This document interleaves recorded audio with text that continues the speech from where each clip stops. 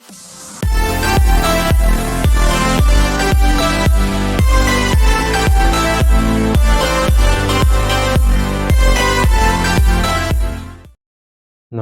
दोस्तों, जय हिंद, वंदे मातरम। अपना सक्षम पॉइंट यूट्यूब चैनल पर एक बार फिर से आप सभी का हार्दिक स्वागत है।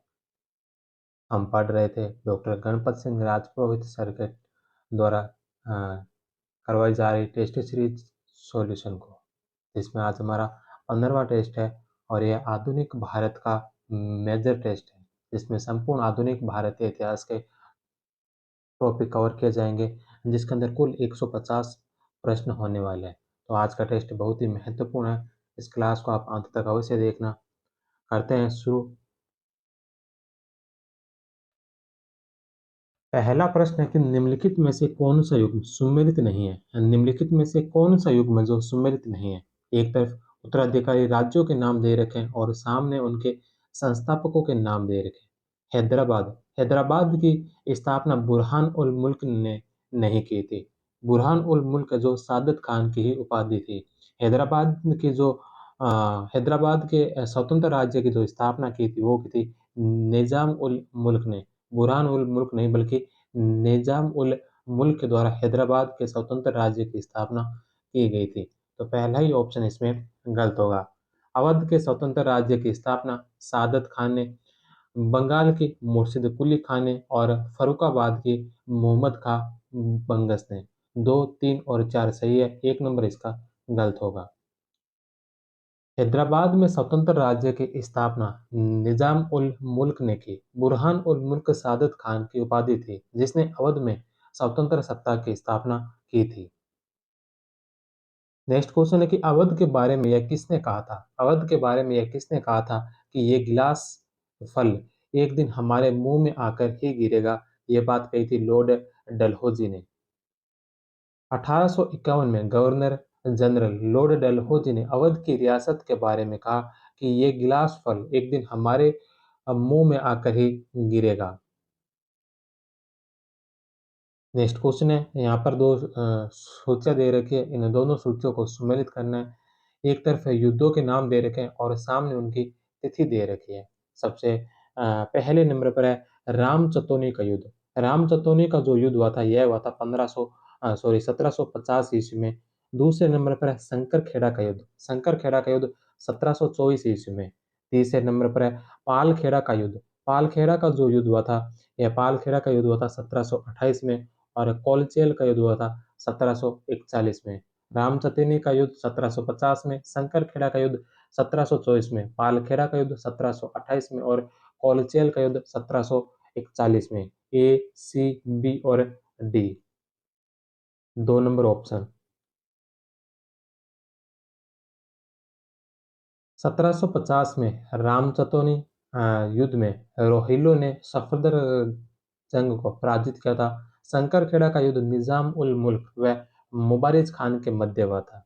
पालखेड़ा का युद्ध 1728 में बाजीराव प्रथम व हैदराबाद के निजाम के मध्य हुआ और कोलचेल का युद्ध मार्तंड वर्मा ने डचों को पराजित किया था। नेक्स्ट क्वेश्चन है कि अवध राज्य से संबंधित कौन सा कथन असत्य है। अवध राज्य से संबंधित कौन सा कथन इसमें से असत्य कथन है। सबसे पहले नंबर पर है कि आउटरम की रिपोर्ट के आधार पर अवध का ब्रिटिश साम्राज्य में विलय किया। तो अवध का ब्रिटिश साम्राज्य में विलय आउटरम की रिपोर्ट के आधार पर किया था, तो यह सही है। दूसरा कि 1802 में अवध पर सहायक संधि थोपी गई। तो अवध पर जो सहायक संधि थोपी गई थी 1802 में नहीं बल्कि 1801 में थोपी गई थी। 2 नंबर ऑप्शन इसका गलत होगा। अवध के रेजिडेंट कर्नल स्लीमैन अवध के पूर्ण विलय के विरुद्ध थे। कुप्रशासन के आधार पर अवध का विलय ब्रिटिश साम्राज्य में किया गया था। 1, 3 और 4 सही है। 2 नंबर गलत है। अवध के साथ अंग्रेजों की सहायक संधि 1801 में हुई थी। नेक्स्ट क्वेश्चन है सुमेलित करना। एक तरफ रियासतों के नाम है और दूसरी तरफ उनके विलय के वर्ष दे रखे हैं। कौन कौन सी रियासतों का विलय कब किया गया था। सबसे पहला नागपुर। नागपुर का विलय 1854 में। दूसरे नंबर पर सतारा। सतारा का विलय 1848 में। तीसरे नंबर पर है बगाट। बगाट का विलय 1850 में और चौथे नंबर पर है जैतपुर। जैतपुर का विलय किया गया था 1800 1949 में। तो बी, ए, सी और डी, 1 नंबर ऑप्शन। सतारा 1848, जैतपुर 1849, बघाट 1850 और नागपुर 1854। नेक्स्ट क्वेश्चन है कि निम्नलिखित अवध के नवाबों को कालक्रम अनुसार व्यवस्थित कीजिए। अवध के नवाबों को कालक्रम अनुसार व्यवस्थित कीजिए। सबसे पहले इसमें सफदरजंग, सफदरजंग का जो शासनकाल रहा था, यह रहा था 1739 से लेकर 1754 ईस्वी तक। दूसरे नंबर पर इसमें सुजाउदौला, सुजाउदौला का शासनकाल रहा था 1754 से लेकर 1775 ईस्वी तक। तीसरे नंबर पर इसमें जो शासक बनते हैं 1775 में अवध के जो नवाब बनते हैं, वो बनते हैं आसफ उदौला। आसफ उदौला जो 1775 से लेकर 1797 तक अवध के नवाब रहते हैं। और सादत अली खां 1798 से लेकर 1814 तक जो अवध के नवाब रहते हैं। तो इसमें 1, 2, 4 और 3, 2 नंबर ऑप्शन। सफदरजंग 1739 से 54, सुजाउदौला 1754 से 75, आसफउदौला 1775 से 1797 और सादत अली खां 1798 से 1814 ईस्वी तक। नेक्स्ट क्वेश्चन है कि निम्नलिखित में से किसे मुगल साम्राज्य का उत्तराधिकारी राज्य नहीं माना जाता है। निम्नलिखित में से किसे मुगल साम्राज्य का उत्तराधिकारी राज्य नहीं माना जाता है। मैसूर को। बंगाल, हैदराबाद और अवध, ये तीनों मुगल साम्राज्य के ही उत्तराधिकारी राज्य थे। मैसूर मुगल साम्राज्य का हिस्सा नहीं था। बंगाल, हैदराबाद और अवध मुगल साम्राज्य के 3 उत्तराधिकारी राज्य थे, जिनकी स्थापना उन मुगल सूबेदारों ने की जिन्होंने केंद्र के साथ औपचारिक रूप से अपना संबंध कभी नहीं तोड़ा था। नेक्स्ट क्वेश्चन है कि नीचे दिए गए बंगाल के नवाबों का सही कालक्रम क्या होगा। बंगाल के नवाबों का सही कालक्रम पूछा है। तो बंगाल के जो सबसे पहले नवाब थे जिन्होंने बंगाल में स्वतंत्र सत्ता स्थापित की थी, वो थे मुर्शिद कुली खां। मुर्शिद कुली खां जो 1717 से लेकर 1727 में अपनी मृत्यु तक बंगाल के नवाब रहे थे। मुर्शिद कुली खां के बाद जो बंगाल के नवाब बनते, वो बनते सुजाउद्दीन मोहम्मद खां। सुजाउद्दीन मोहम्मद खां के बाद सरफराज खां। सरफराज खां के बाद जो बंगाल के नवाब बनते हैं, वो बनते हैं अलीवर्दी खां। अलीवर्दी खां जिन्होंने 1740 से लेकर 1756 तक बंगाल के नवाब रहे थे। अलीवर्दी खां के पश्चात सिराजुद्दीन सिराजुद्दौला बंगाल के नवाब बनते हैं। सिराजुद्दौला के बाद पश्चात जो नवाब बनते हैं, वो बनते हैं मीर जाफर। मीर जाफर 2 बार बंगाल के नवाब बने थे। पहली बार 1757 से लेकर 1760 तक और दूसरी बार ये बने थे 1763 से लेकर 1765 ईस्वी तक। 1760 में मीर जाफर को हटाकर मीर कासिम को बंगाल का नवाब बनाया जाता है, जो 1760 से लेकर 1763 ईस्वी तक बंगाल के नवाब रहते हैं। इसके पश्चात पुनः मीर जाफर को बनाया जाता है, फिर नजमुद्दौला, उसके पश्चात सैफुद्दौला और सबसे अंतिम जो नवाब थे वो थे मुबारक उद दौला, जो 1770 से लेकर 1775 ईस्वी तक बंगाल के नवाब रहे थे। तो इसमें जो राइट आंसर होगा कालक्रम अनुसार होगा, तो इसमें सबसे पहले नंबर पर आएंगे मुर्शिद कुली खां। मुर्शिद कुली खां के पश्चात अलीवर्दी खां, फिर मीर जाफर और फिर मीर कासिम। 2, 1, 4 और 3। 2, 1, 4 और 3, 1 नंबर ऑप्शन। मुर्शिद कुली खां, अलीवर्दी खां, मीर जाफर और मीर कासिम। नेक्स्ट क्वेश्चन है, दो सूचियां दे रखे हैं, दोनों सूचियों को सम्मिलित करना है। एक तरफ युद्धों के नाम दे रखे हैं और सामने उनके ईयर दे रखे हैं। सबसे पहले नंबर पर है गिरिया का युद्ध। गिरिया का जो युद्ध हुआ था, यह हुआ था 1740 ईस्वी में। गिरिया का युद्ध 1740 में। दूसरे नंबर पर है मणिहारी का युद्ध। मणिहारी का युद्ध 1756 ईस्वी में। तीसरे नंबर पर है बेदरा का युद्ध। बेदरा का युद्ध 1759 ईस्वी में। और चौथे नंबर पर है वांडीवास का युद्ध। वांडीवास का युद्ध जो 1760 ईस्वी में। गिरिया का युद्ध 1740, मणिहारी का युद्ध 1756, अवेद्रा का युद्ध 1759 और वांडीवास का युद्ध 1760। डी, ए, बी और सी। डी, ए, बी और सी, 3 नंबर ऑप्शन। नेक्स्ट क्वेश्चन है कि प्लासी के युद्ध के संबंध में कौन सा कथन असत्य है। प्लासी के युद्ध के बारे में इसमें से कौन सा कथन है जो असत्य कथन है। पहला कि यह युद्ध 3 23 जून 1757 को हुआ था। प्लासी का युद्ध 23 जून 1757 को हुआ, सही है। दूसरा, प्लासी भागीरथी नदी के किनारे स्थित है। प्लासी जो भागीरथी नदी के किनारे स्थित है। इस युद्ध में नवाब के प्रधान सेनापति मीर जाफर व अन्य मुख्य सेनापति यार लुत्फ खां व राय दुर्लभ भी कलायू के साथ मिल चुके थे। तीसरा ऑप्शन भी इसका सही है। चौथा ऑप्शन है कि रॉबर्ट ने प्लासी के युद्ध के बारे में कहा। रॉबर्ट ने प्लासी के युद्ध के बारे में कहा कि ऐसा कोई युद्ध नहीं हुआ जिसके तात्कालिक तथा स्थायी परिणाम इतने महत्वपूर्ण हुए। ऐसा कोई युद्ध नहीं हुआ जिसके तात्कालीन और स्थायी परिणाम इतने महत्वपूर्ण हुए। यह बात रॉबर्ट्स ने नहीं की थी, बल्कि यह बात कही थी जीबी मालेसन ने। जीबी मालेसन ने कहा था कि ऐसा कोई युद्ध नहीं हुआ जिसके तात्कालिक तथा स्थायी परिणाम इतने महत्वपूर्ण हो। तो 4 नंबर ऑप्शन इसका सुमेलित होगा। नेक्स्ट क्वेश्चन है कि बंगाल में द्वैध शासन कंपनी के द्वारा कब से कब तक लागू किया गया था। बंगाल के अंदर जो द्वैध शासन कंपनी ने लागू किया था, यह कब से लेकर कब तक हुआ था? 1765 से लेकर 1772 ईस्वी तक। 3 नंबर ऑप्शन। कलायू ने 1765 में बंगाल में द्वैध शासन लागू किया और हेस्टिंग्स ने 1772 में द्वैध शासन समाप्त किया था। नेक्स्ट क्वेश्चन है कि बंगाल में ईस्ट इंडिया कंपनी के अधिकारियों द्वारा दस्तक के दुरुपयोग करने से किससे संबंध बिगड़ गए थे।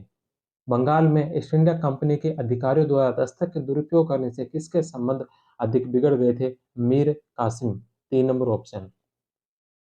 अंग्रेजों द्वारा 1717 ईस्वी के फरमान द्वारा किए गए दस्तक का दुरुपयोग हो रहा था। मीर कासिम ने मार्च 1763 ईस्वी में सभी प्रकार के आंतरिक व्यापार को चुंगी मुक्त कर दिया।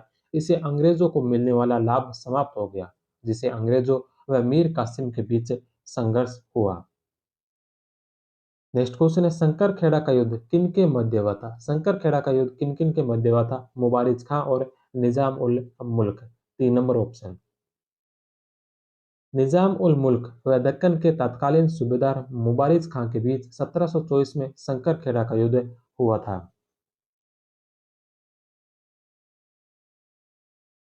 नेक्स्ट क्वेश्चन है, दो सूचियों को सुमेलित करना है। एक तरफ कुछ संध्या दे रखी है और सामने उनके ईयर दे रखे। कौन सी संधि कब हुई थी? सबसे पहले नंबर पर इलाहाबाद की संधि।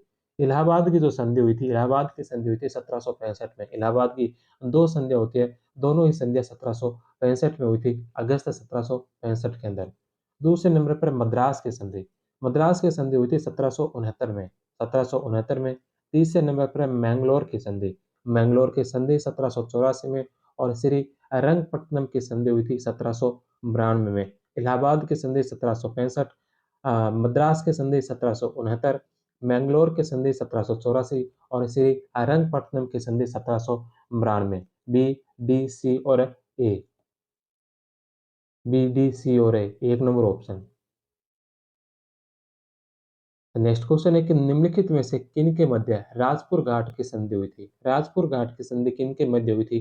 अंग्रेज और होलकर के मध्य। जसवंत राव होलकर ने जॉर्ज बॉर्लो से राजपुर घाट की संधि की थी।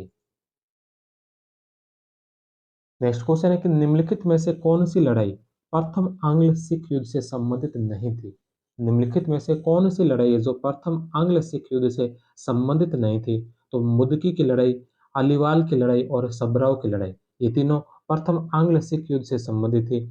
वहीं जो चिल्ल्यावाला का युद्ध है, चिल्ल्यावाला का जो युद्ध हुआ था, यह हुआ था 1849 में। 1849 में हुआ था। यह दूसरे आंग्ल सिख युद्ध से संबंधित युद्ध था।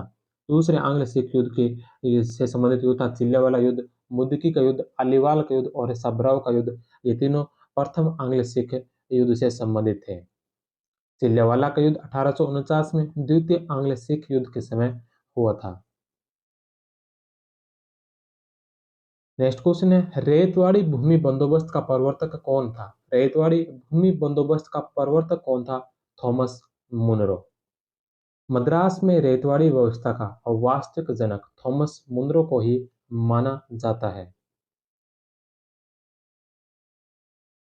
नेक्स्ट क्वेश्चन है, सैयद अहमद खान के संबंध में निम्नलिखित कथनों पर विचार कीजिए। सैयद अहमद खान के संबंध में निम्नलिखित कथनों पर विचार कीजिए। पहला कि आरंभ में वे रूढ़िवादी और सांप्रदायिक थे, लेकिन आगे चलकर उन्होंने हिंदू-मुस्लिम एकता पर बल दिया। सैयद अहमद खान है जो आरंभ में रूढ़िवादी नहीं थे, बल्कि आरंभ में वो हिंदू-मुस्लिम एकता पर उन्होंने बात की थी। बाद में वो आगे चलकर रूढ़िवादी और सांप्रदायिक हुए थे। तो पहला ऑप्शन इसमें उल्टा लिख रखा है, गलत है। दूसरा है, उन्होंने यानी सैयद अहमद खान ने शासन के उत्पीड़न के संबंध में भारतीयों को शिक्षित करने के लिए विदेशी शासन के उत्पीड़न के संबंध में भारतीयों को शिक्षित करने के लिए अलीगढ़ में एक कॉलेज की स्थापना की थी। तो अलीगढ़ में जो कॉलेज की यानी कि विश्वविद्यालय की जो स्थापना की थी, उसका उद्देश्य अम, विदेशी शासन के उत्पीड़न से संबंधित भारतीयों को शिक्षित करने के लिए नहीं, बल्कि मुसलमानों को अंग्रेजी शिक्षा देकर, अंग्रेजों का राजभक्त बनाकर उनकी नौकरियां करने के लिए इस विश्वविद्यालय की स्थापना की गई थी। तो दूसरा ऑप्शन भी इसका गलत होगा।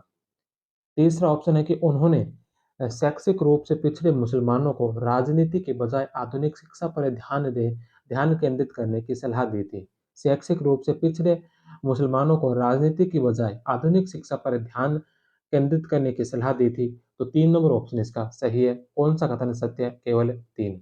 4 नंबर ऑप्शन। आरंभ में सैयद अहमद खान ने हिंदू-मुस्लिम एकता पर बल दिया, लेकिन आगे चलकर वे रूढ़िवादी और सांप्रदायिक हो गए। अलीगढ़ विश्वविद्यालय की स्थापना का उद्देश्य मुसलमानों को अंग्रेजी शिक्षा देकर उन्हें अंग्रेजी राजभक्त बनाकर नौकरियों में अधिकाधिक हिस्सा प्राप्त करना था। नेक्स्ट क्वेश्चन है कि सालबाई की संधि किन के मध्य हुई थी? सालबाई की संधि है जो किन के मध्य हुई थी? तो सालबाई की संधि हुई थी अंग्रेजों के और मराठों के मध्य। 2 नंबर ऑप्शन। अंग्रेजों और मराठों के बीच 1782 में सालवाई की संधि हुई। इसी संधि के साथ प्रथम आंग्ल-मराठा युद्ध समाप्त हुआ था। नेक्स्ट क्वेश्चन है कि तत्वबोधिनी सभा की स्थापना किसके द्वारा की गई? तत्वबोधिनी सभा की स्थापना किसके द्वारा की गई थी? देवेंद्रनाथ टैगोर के द्वारा। 2 नंबर ऑप्शन। तत्वबोधिनी सभा की स्थापना देवेंद्रनाथ टैगोर के द्वारा की गई थी। नेक्स्ट क्वेश्चन है, नीचे दो वक्तव्य दिए गए हैं। एक ए को कथन और आर को कारण कहा गया है, तो इसमें से बताना कि कौन सा सही है। पहला कि मीर कासिम ने अपनी राजधानी को मुर्शिदाबाद से मुंगेर स्थापित किया। मीर कासिम ने जो अपनी राजधानी को मुर्शिदाबाद से मुंगेर स्थापित किया था, तो ये सही है। वह अवध के नवाब के साथ निकट संबंध चाहता था। जो राजधानी मुर्शिदाबाद से मुंगेर स्थापित की थी, यह अवध के नवाब के साथ निकट संबंध चाहने के लिए नहीं, बल्कि अंग्रेजों के हस्तक्षेप से बचने के लिए इसको राजधानी को स्थानांतरित किया था। आर इसका सही नहीं है, ए इसका सही है। तो इसमें ए सत्य है और आर है जो असत्य है। 3 नंबर ऑप्शन। मीर कासिम अंग्रेजों के हस्तक्षेप से बचने के लिए अपने राजधानी को मुर्शिदाबाद से मुंगेर ले गया, क्योंकि मुर्शिदाबाद अंग्रेजों का दबदबा था। नेक्स्ट क्वेश्चन है कि प्लासी के युद्ध के बाद सिराजुद्दौला की हत्या किसने की? प्लासी के युद्ध के बाद सिराजुद्दौला की हत्या किसने की थी? मीरान ने। 2 नंबर ऑप्शन। सिराजुद्दौला की हत्या मीर जाफर के बेटे मीरान ने मोहम्मद बेग से करवाई थी। नेक्स्ट क्वेश्चन है कि सुभाष चंद्र बोस ने अस्थायी सरकार में वित्त विभाग किसको सौंपा था? सुभाष चंद्र बोस ने जो अस्थायी सरकार का गठन किया था, इसमें वित्त विभाग किसे सौंपा था? वित्त मंत्री किसे बनाया था? एच सी चैटर्जी को। 2 number option. H C Chatterjee को वित्त मंत्री, एम ए अय्यर को प्रचार मंत्री और लक्ष्मी स्वामीनाथन को महिलाओं की मंत्री। नेक्स्ट क्वेश्चन है कि 1928 में गठित नेहरू समिति के सदस्य निम्नलिखित में से कौन थे? 1928 में गठित नेहरू समिति के सदस्य इनमें से कौन-कौन थे? तो इसमें एन एम जोशी थे, सुभाष चंद्र बोस थे, तेज बहादुर सप्रू थे और अली इमाम थे। ये चारों ये जो नेहरू समिति के सदस्य थे। 1 नंबर ऑप्शन। नेहरू समिति के सदस्य पंडित मोतीलाल नेहरू ये अध्यक्ष थे, जवाहरलाल नेहरू सचिव थे, तेज बहादुर Sapru, N M Joshi, Subhash Chandra Bose, M S अणे, M R जयकर, अली इमाम, शोएब कुरैशी, मंगल सिंह और जीपी प्रधान थे। नेक्स्ट क्वेश्चन है कि निम्न समाचार पत्रों का उनके प्रकाशक के साथ मिलान कीजिए। निम्नलिखित समाचार पत्र और उनके प्रकाशक दे रखे हैं जिनका मिलान कीजिए। सबसे पहला समाचार पत्र है टेलीग्राफ। टेलीग्राफ जो समाचार पत्र की स्थापना की थी, जो इसके प्रकाशक थे वो थे बंकिंगम। एक में ए। दूसरे नंबर पर है बंगाल गजट। बंगाल गजट के प्रकाशक थे हिक्की। तीसरे नंबर पर है बंगाल किरकारू। बंगाल किरकारू के जो प्रकाशक थे वो थे चार्ल्स मैकलिन। और कलकत्ता जनरल, कलकत्ता जनरल को प्रकाशित किया गया था मैकेनली के द्वारा। ए ए डी सी और बी। ए डी सी और बी एक number option. Calcutta General Buckingham के द्वारा, Bengal Gazette Augustus Hicky, Bengal किरकारू चार्ल्स मैकलिन, और टेलीग्राफ है जो मैकेनेली के द्वारा। नेक्स्ट क्वेश्चन है कि 1833 के चार्टर एक्ट में निम्नलिखित में से किस एक का उल्लेख नहीं था। 1833 के चार्टर एक्ट में किसका उल्लेख नहीं था। सबसे पहला है कि कंपनी के डायरेक्टरों की संख्या 24 से घटाकर 18 कर दी, जिसमें से 6 ब्रिटिश सम्राट द्वारा मनोनीत होने थे। कंपनी के डायरेक्टरों की संख्या 24 से घटाकर 18 कर दी, जिनमें से 6 ब्रिटिश सम्राट द्वारा मनोनीत होने थे।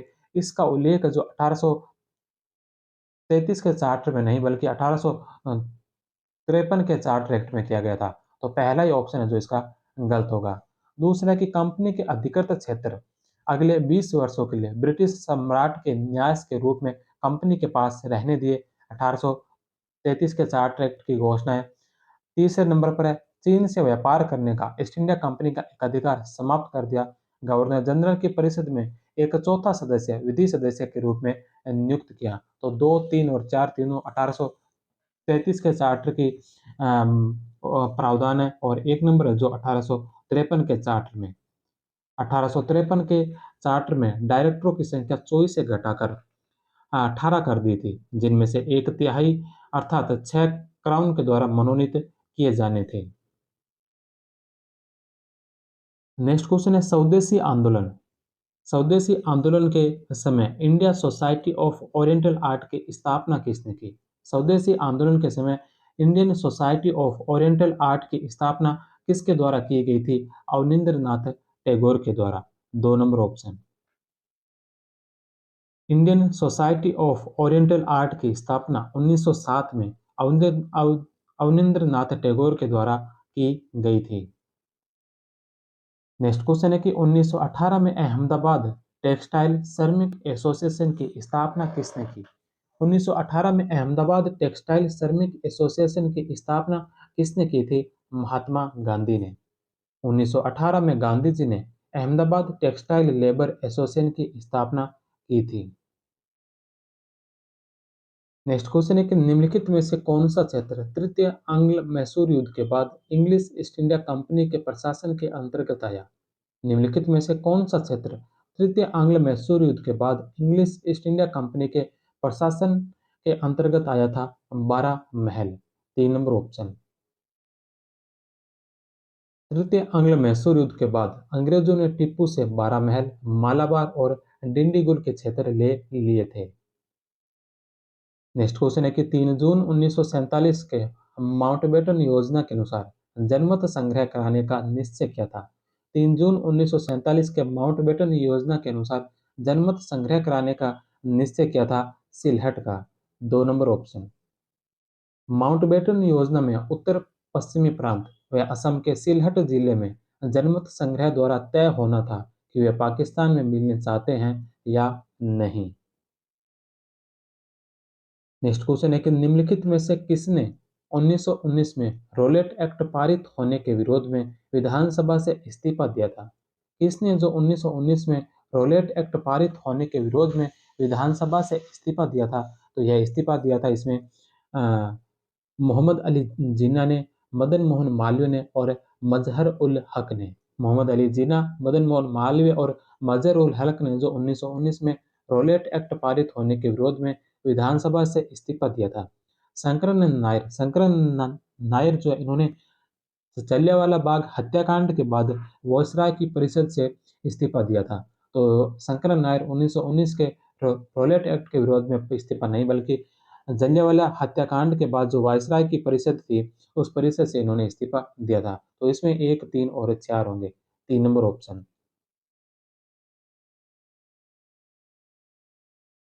रॉलेट एक्ट के विरोध में जिन्ना, महरुल हक और मदन मोहन मालवीय ने केंद्रीय विधानसभा से इस्तीफा दिया था। नेक्स्ट क्वेश्चन है कि 1886 में सुरेंद्र नाथ बनर्जी द्वारा कौन सा संगठन भारतीय राष्ट्रीय कांग्रेस में मिला दिया गया?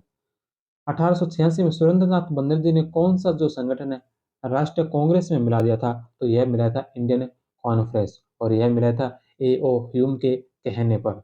3 नंबर ऑप्शन।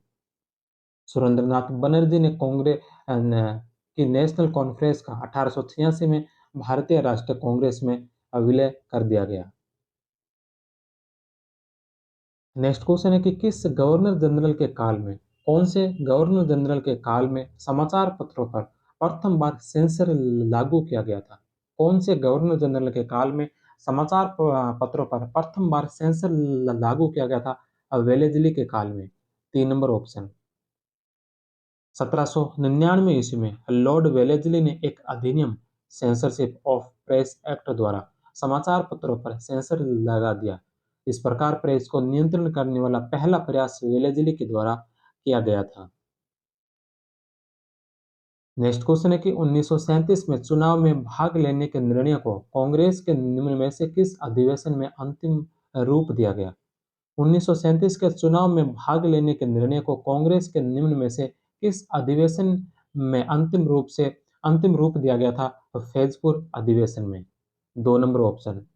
फैजपुर अधिवेशन जो 1936 में 1937 में होने वाले चुनाव में हिस्सा लेने का निर्णय लिया गया था। नेक्स्ट क्वेश्चन है कि हिंदू महासभा ने किस दिन को भारत विभाजन के विरुद्ध काला दिवस मनाया था? हिंदू महासभा ने भारत विभाजन के विरुद्ध कौन से दिन को जो काला दिवस मनाया था? तो यह मनाया था 3 जुलाई 1947 को। 2 नंबर ऑप्शन। नेक्स्ट क्वेश्चन है कि निम्नलिखित में से किस पत्रकार ने धरासना नमक सत्याग्रह की सूचना बाहरी दुनिया को दे दी थी? कौन से पत्रकार ने जो धरासना नमक सत्याग्रह की सूचना बाहरी दुनिया को दे दी थी? वेब मिलर ने। 3 नंबर ऑप्शन। अमेरिकी अखबार के पत्रकार वेब मिलर ने धरासना की बर्बरता का आंखों देखा वर्णन किया था। नेक्स्ट क्वेश्चन है कि फ्रांसीसी बुकानन के अनुसार 19वीं सदी में बंगाल के दिनाजपुर जिले के धनी किसान वर्ग को जाना जाता है। फ्रांसीसी बुकानन के अनुसार 19वीं सदी के बंगाल के दिनाजपुर जिले के धनी किसान वर्ग को जाना जाता है जोतदार। 3 नंबर ऑप्शन।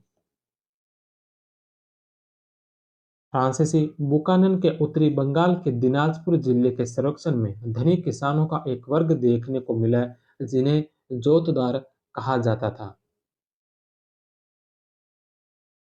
नेक्स्ट क्वेश्चन है कि निम्नलिखित में से कौन सा वकील 1945-46 में दिल्ली के लाल किले में आईएनए के मुकदमे में उपस्थित हुआ था? कौन सा वकील है जो 1945-46 में दिल्ली में लाल किले के मुकदमे में आईएनए के मुकदमे में उपस्थित हुआ था? भुल्ला भाई देसाई। कांग्रेस ने आजाद हिंद फौज के सिपाहियों के बचाव के लिए आजाद हिंद बचाव समिति का गठन किया तथा भुल्ला भाई देसाई के नेतृत्व में वकीलों का एक दल तैयार किया, जिसमें जवाहरलाल नेहरू, तेज बहादुर सप्रू, कैलाश नाथ काटजू, आसफ अली व बरदसी टेकचंद भी शामिल थे। नेक्स्ट क्वेश्चन है कि जापान ने नेताजी की अस्थायी सरकार को कौन से 2 प्रदेश दिए? जापान ने नेताजी की अस्थायी सरकार को कौन से 2 प्रदेश दिए थे? तो यह दिए थे अंडमान व निकोबार। 2 number option. नवंबर 1943 को जापानी सेना ने अंडमान और निकोबार द्वीप को जीतकर आजाद हिंद सरकार को सौंप दिए। सुभाष चंद्र बोस ने इनका नाम शहीद और स्वराज द्वीप रखा था। नेक्स्ट क्वेश्चन है कि प्रथम लाहौर षड्यंत्र केस के तहत किस क्रांतिकारी पर मुकदमा चलाया गया था? गदर पार्टी पर। कौन सी क्रांतिकारी पार्टी पर मुकदमा चला था? गदर पार्टी पर। 2 नंबर ऑप्शन। गदर आंदोलन के क्रांतिकारियों पर लाहौर षड्यंत्र केस फर्स्ट 1915 में चलाया गया था। नेक्स्ट क्वेश्चन है कि किसी अल्पसंख्यक वर्ग को बहुसंख्यक वर्ग के आगे निषेधाधिकार नहीं दिया जा सकता। किसी अल्पसंख्यक वर्ग को बहुसंख्यक वर्ग के आगे निषेधाधिकार नहीं दिया जा सकता। यह घोषणा किसने की थी? यह घोषणा की थी प्रधानमंत्री एटली ने। 4 नंबर ऑप्शन। मार्च 1946 में एटली ने स्पष्ट कह दिया कि हम अल्पसंख्यकों के अधिकारों के प्रति भलीभांति जागरूक है और हम चाहते हैं कि अल्पसंख्यक बिना भय के रह सके, किंतु अल्पमत को बहुमत की प्रगति रोकने की छूट नहीं दी जाएगी। नेक्स्ट क्वेश्चन है गोपाल हरि देशमुख के विषय में निम्नलिखित कथनों में से कौन से कथन असत्य है? गोपाल हरि देशमुख के संबंधित कौन से कथन इनमें से असत्य कथन है? पहला कि उन्हें लोक हितवादी के नाम से जाना जाता है।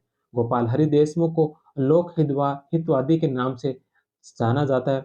सामाजिक चेतना का प्रसार करने हेतु उन्होंने धारावाहिक रूप से समाचार पत्र में शतपत्रेण 100 पत्र छपवाए थे। सामाजिक चेतना का प्रसार करने हेतु उन्होंने धारावाहिक रूप से समाचार पत्र में शतपत्रेण 100 पत्र छपवाए थे, तो दूसरा ऑप्शन भी सही है।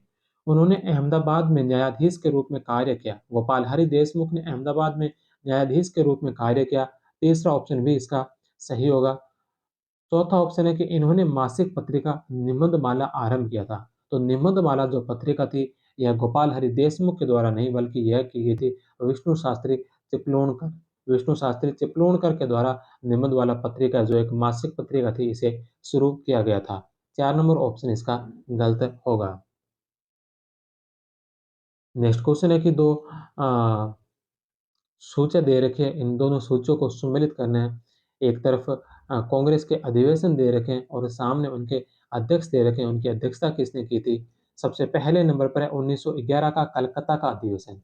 1911 का जो कलकत्ता का अधिवेशन क्या था, इसकी अध्यक्षता की थी विश्व नारायण धर ने। विश्व नारायण धर ने 1911 के कलकत्ता अधिवेशन की अध्यक्षता की थी। दूसरे नंबर पर है 1912 का पटना का कांग्रेस का अधिवेशन। 1912 के पटना के कांग्रेस अधिवेशन की जो अध्यक्षता की थी यह की थी आर एन मुधोलकर। तीसरे नंबर पर है 1913 का कराची का 1913 का अधिवेशन जिसकी अध्यक्षता की गई थी सैयद मोहम्मद बहादुर के द्वारा। और 1914 के मद्रास अधिवेशन की जो अध्यक्षता की थी यह की थी भूपेंद्र नाथ बोस ने। 1914 के मद्रास अधिवेशन की अध्यक्षता भूपेंद्र नाथ बोस के द्वारा की गई थी। डी, सी, बी और ए। 1 नंबर ऑप्शन। 1911 का कलकत्ता का अधिवेशन विष्णु नारायण धर। 1912 पटना में आर एन मुधोलकर। 1913 का कराची का अधिवेशन सैयद मोहम्मद बहादुर। और 1914 का मद्रास भूपेंद्र नाथ बोस। निम्नलिखित में से किसे प्रथम लाहौर षड्यंत्र केस में फांसी की सजा दी गई थी? निम्नलिखित में से किसे प्रथम लाहौर षड्यंत्र केस में फांसी की सजा दी गई थी? विष्णु पिंगले। 3 number option. गद्दर आंदोलन के क्रांतिकारियों पर प्रथम लाहौर षड्यंत्र नाम से केस चलाया जिसमें करतार सिंह, विष्णु पिंगले, जगत सिंह, बख्शीश सिंह, सुरेंद्र सिंह प्रथम, सुरेंद्र सिंह द्वितीय और हरनाब सिंह को नवंबर 1915 में लाहौर जेल में फांसी दी गई थी। नेक्स्ट क्वेश्चन है कि निम्नलिखित में से कौन सा सुमेलित नहीं है? निम्नलिखित में से कौन सा जो सुमेलित नहीं है? ये पुस्तकें और उनके लेखकों के नाम दे रखे हैं। 1857 के विद्रोह पर लिखी गई पुस्तकें और उनके लेखकों के नाम है। सबसे पहली पुस्तक है 1857। 1857 जो पुस्तक है यह एस एन सेन के द्वारा लिखी गई। पहला सही है। दूसरा है the Indian war of independence 1857, V D Savarkar के द्वारा लिखी गई। Mutiny of 1857, Indian mutiny of 1857 GB Malleson के द्वारा लिखी गई पुस्तक है। और चौथे नंबर पर है the sepoy mutiny and the revolt 1857। The sepoy mutiny and the revolt 1857 जो पुस्तक है यह जेबी डब्ल्यू कई के द्वारा नहीं बल्कि यह पुस्तक लिखी गई थी आर.सी. मजूमदार ने। आर.सी. मजूमदार ने लिखा था the sepoy mutiny and the revolt of 1857। 4 number option इसका सुमेलित होगा। Sepoy mutiny and the revolt of 1857 RC. Majumdar की पुस्तक है। नेक्स्ट क्वेश्चन है कि किर्की की लड़ाई निम्नलिखित में से किस युद्ध के दौरान हुई थी? किर्की की लड़ाई कौन से युद्ध के दौरान हुई थी? तीसरे आंग्ल मराठा युद्ध के दौरान। 2 नंबर ऑप्शन। किर्की की लड़ाई नवंबर 1817 में पेशवा व अंग्रेजों के बीच हुई थी। पेशवा व अंग्रेजों के बीच इस युद्ध में बाजीराव द्वितीय का सेनापति बापू गोखले था जो मारा गया। नेक्स्ट क्वेश्चन है कि मेवात में 1857 की क्रांति के दौरान किसने नेतृत्व प्रदान किया था? मेवात के अंदर 1857 में किसने नेतृत्व किया था? तो यह किया था सदरुद्दीन ने। 3 नंबर ऑप्शन। मेवात में 1857 के विद्रोह का नेता सदरुद्दीन, तुलाराम और गोपाल देव थे। नेक्स्ट क्वेश्चन है कि किस युद्ध के पश्चात यांडबू की संधि पर हस्ताक्षर हुए थे? कौन से युद्ध के पश्चात है जो यांडबू की संधि पर हस्ताक्षर हुए थे? प्रथम आंग्ल वर्मा युद्ध के पश्चात। 4 नंबर ऑप्शन। 1826 में वर्मा ने अंग्रेजों के साथ यांडबू की संधि की थी। नेक्स्ट क्वेश्चन है कि निम्नलिखित में से कौन सा युग्म सही सुमेलित नहीं है? निम्न में से कौन सा युग्म जो सही सुमेलित नहीं है? सबसे पहला है राजपुर घाट की संधि। राजपुर घाट की संधि जसवंतराव होलकर ने की थी। देवगांव की संधि जो अंग्रेजों से जो संधि की थी यह रघुजी भोंसले के द्वारा की गई थी। सुरजी अर्जुन गांव की संधि। सुरजी अर्जुन गांव की संधि अंग्रेजों के साथ की थी सिंधिया ने। और चौथे नंबर पर है बेसिन की संधि। बेसिन की संधि अंग्रेजों के साथ पेशवा माधवराव ने नहीं बल्कि पेशवा बाजीराव द्वितीय ने की थी। पेशवा पेशवा बाजीराव द्वितीय बेसिन चला गया था और वहीं पर अंग्रेजों को बुलाकर अंग्रेजों से 1802 के अंदर बेसिन की संधि की थी। तो 4 नंबर इसमें सुमेलित नहीं है। पेशवा माधवराव नहीं बल्कि पेशवा बाजीराव द्वितीय ने 1802 में अंग्रेजों से बेसिन की संधि की थी। नेक्स्ट क्वेश्चन है, दो सूचियां दे रखी है, एक तरफ समाचार पत्र है और सामने उनके संस्थापकों के नाम है जो हमें सुमेलित करना है। सबसे पहले नंबर पर है बॉम्बे समाचार। बॉम्बे समाचार के जो संस्थापक थे वो थे फर्दूनजी मर्जबान। फर्दूनजी मर्जबान। दूसरे नंबर पर है सोम प्रकाश। सोम प्रकाश के संस्थापक थे ईश्वर चंद्र विद्यासागर। तीसरे नंबर पर है जाम ए जमशेद। जाम ए जमशेद समाचार पत्र के जो संस्थापक थे वो थे पी.एम. मोतीवाला। और चौथे नंबर पर है बंगबासी। बंगबासी समाचार पत्र के संस्थापक थे बाबू जोगिंदर नाथ बोस। इसमें सी, डी, ए और बी 3 नंबर ऑप्शन इसका राइट होगा। बॉम्बे समाचार फर्दूनजी मर्जवान। सोम प्रकाश जो ईश्वर चंद्र विद्यासागर के द्वारा शुरू किया गया था। जाम ए जमशेद की स्थापना पी.एम. मोतीवाला ने की थी और बंगबासी समाचार पत्र के संस्थापक थे बाबू जोगेंद्र नाथ बोस। नेक्स्ट क्वेश्चन है कि निम्नलिखित कथनों को पढ़िए और सही कथन का चयन कीजिए। सबसे पहले नंबर पर है कि नरेंद्र मंडल की स्थापना 1918 में की गई थी।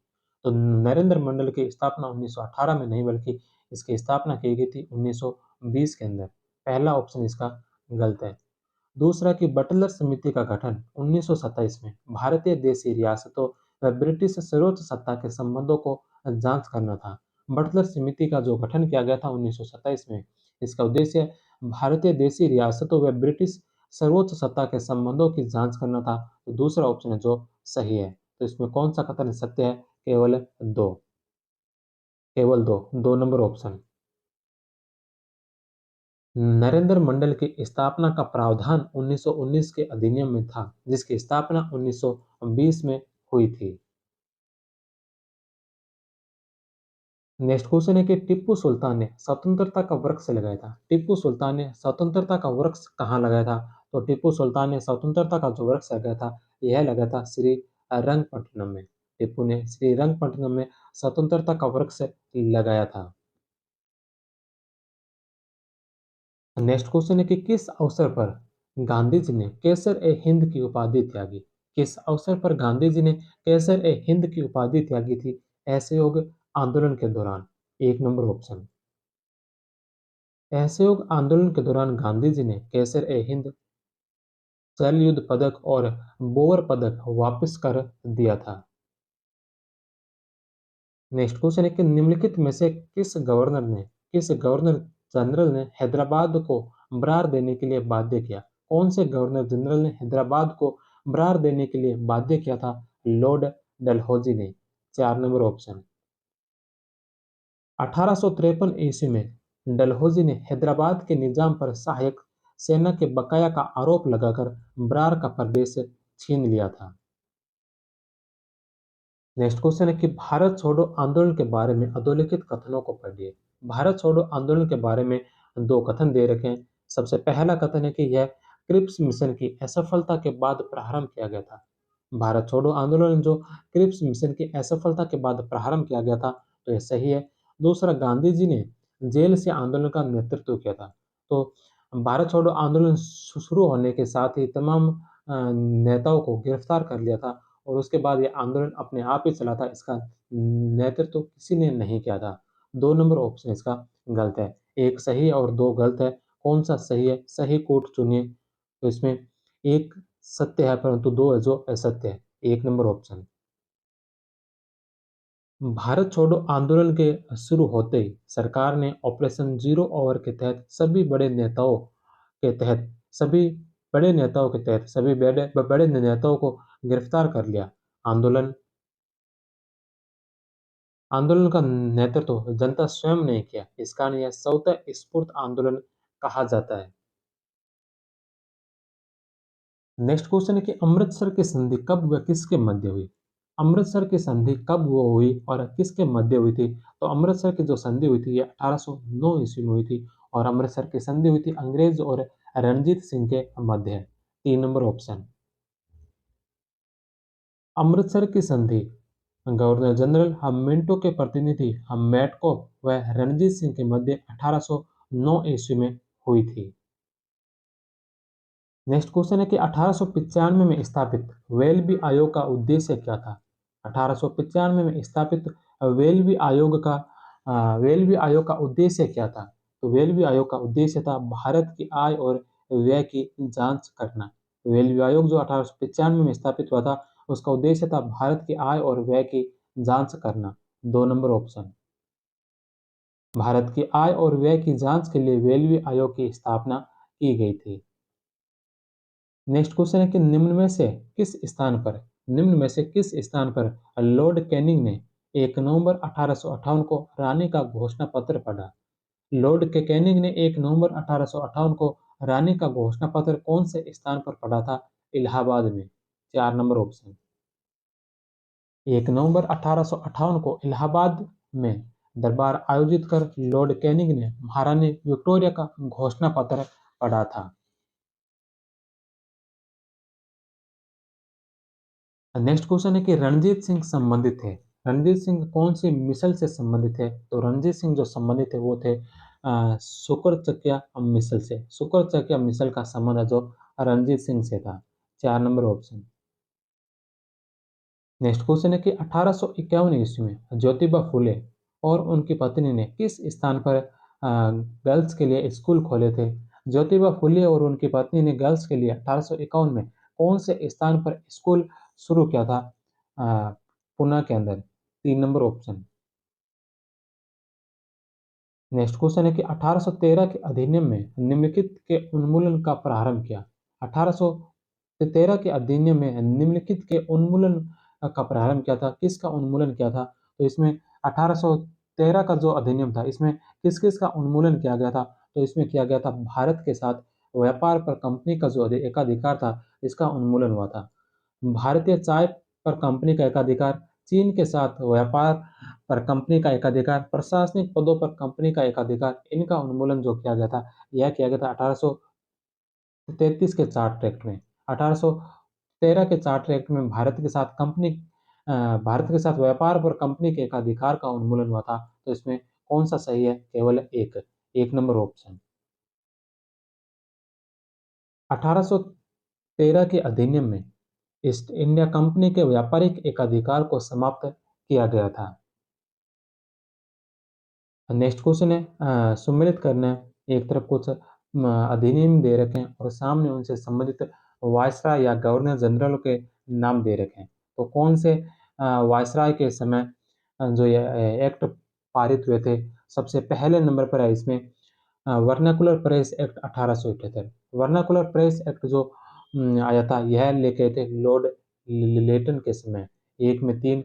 दूसरे नंबर पर है इंडियन यूनिवर्सिटी अधिनियम 1904।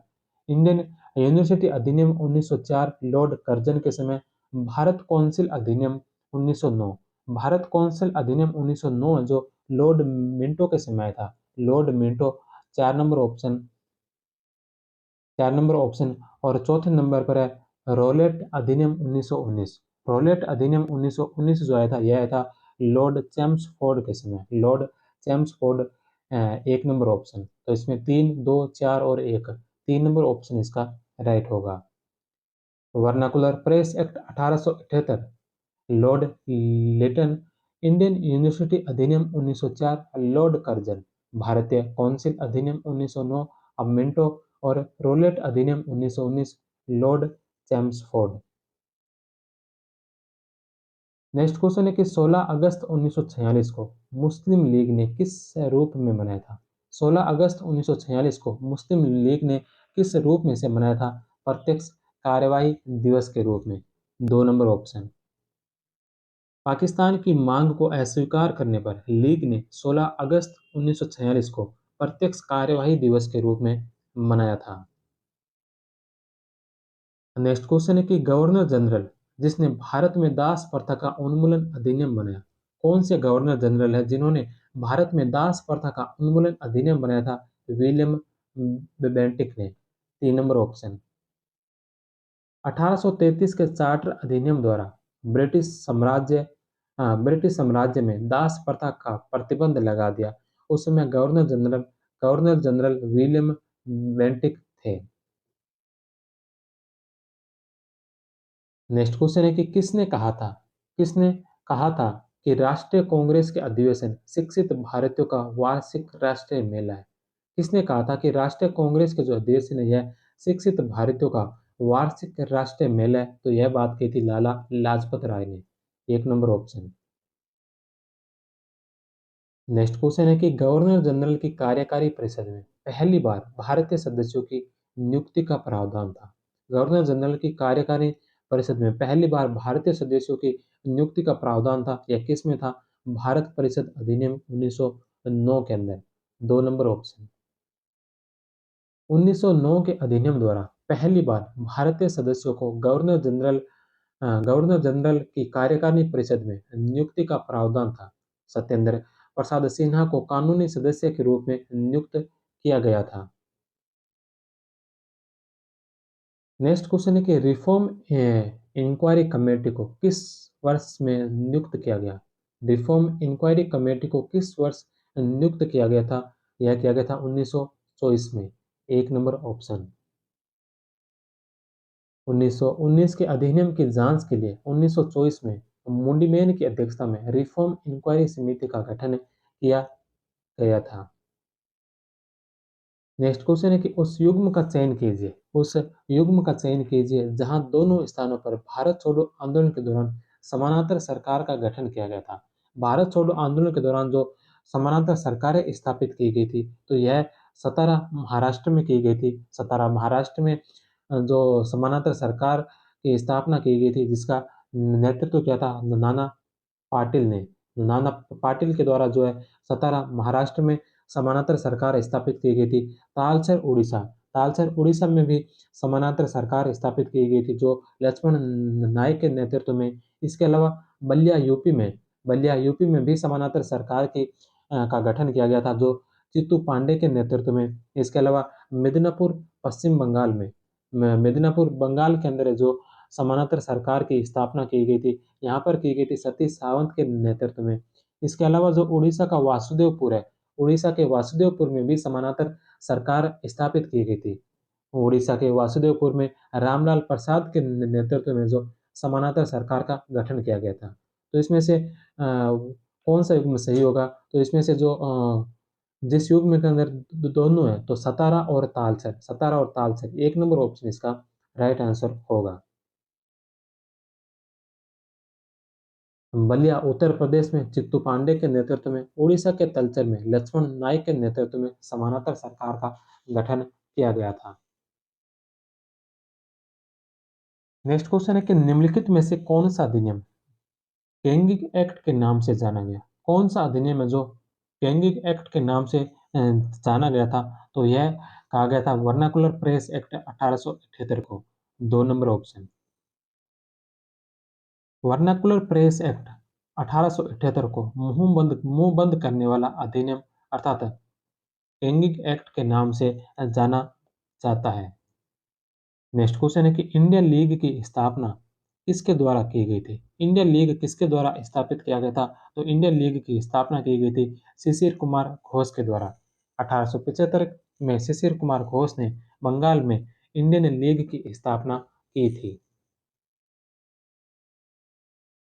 नेक्स्ट क्वेश्चन है कि दादा भाई नौरोजी के द्वारा शुरू की गई पत्रिका का नाम बताइए। दादा भाई नौरोजी के द्वारा शुरू की गई पत्रिका कौन सी थी? राष्ट्र गोफ्तर। 3 नंबर ऑप्शन।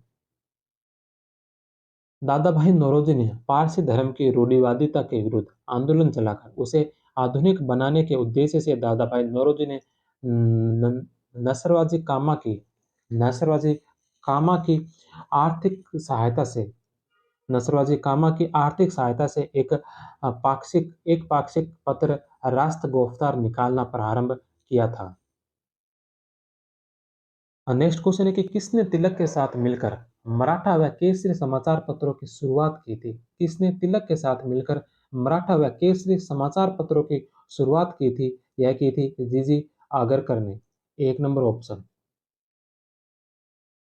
1881 में बाल गंगाधर तिलक ने आगरकर के साथ मिलकर पुणे से अंग्रेजी में मराठा तथा मराठी भाषा में केसरी समाचार पत्र की शुरुआत की थी।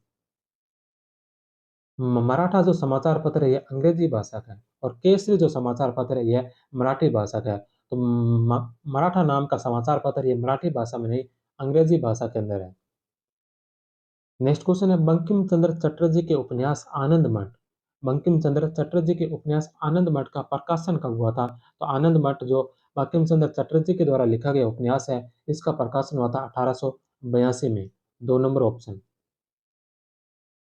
नेक्स्ट क्वेश्चन है कि निम्नलिखित घटनाओं को सही तिथि क्रम में अव्यवस्थित कीजिए। निम्नलिखित घटनाओं को सही तिथि क्रम में अव्यवस्थित कीजिए। इसमें सबसे पहले नंबर पर है मीर जाफर की मृत्यु।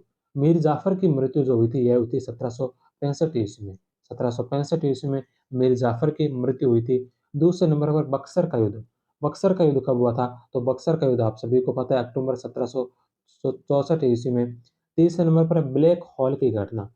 ब्लैक हॉल की घटना तो 1756 ईस्वी की है। चौथे नंबर पर इलाहाबाद की संधि। इलाहाबाद की संधि जो अगस्त 1765 में हुई थी, अगस्त 1765 में। और चौथे नंबर पर है कि कलायू की कलकत्ता के गवर्नर के रूप में अपना प्रथम कार्यकाल पूरा करके इंग्लैंड वापसी।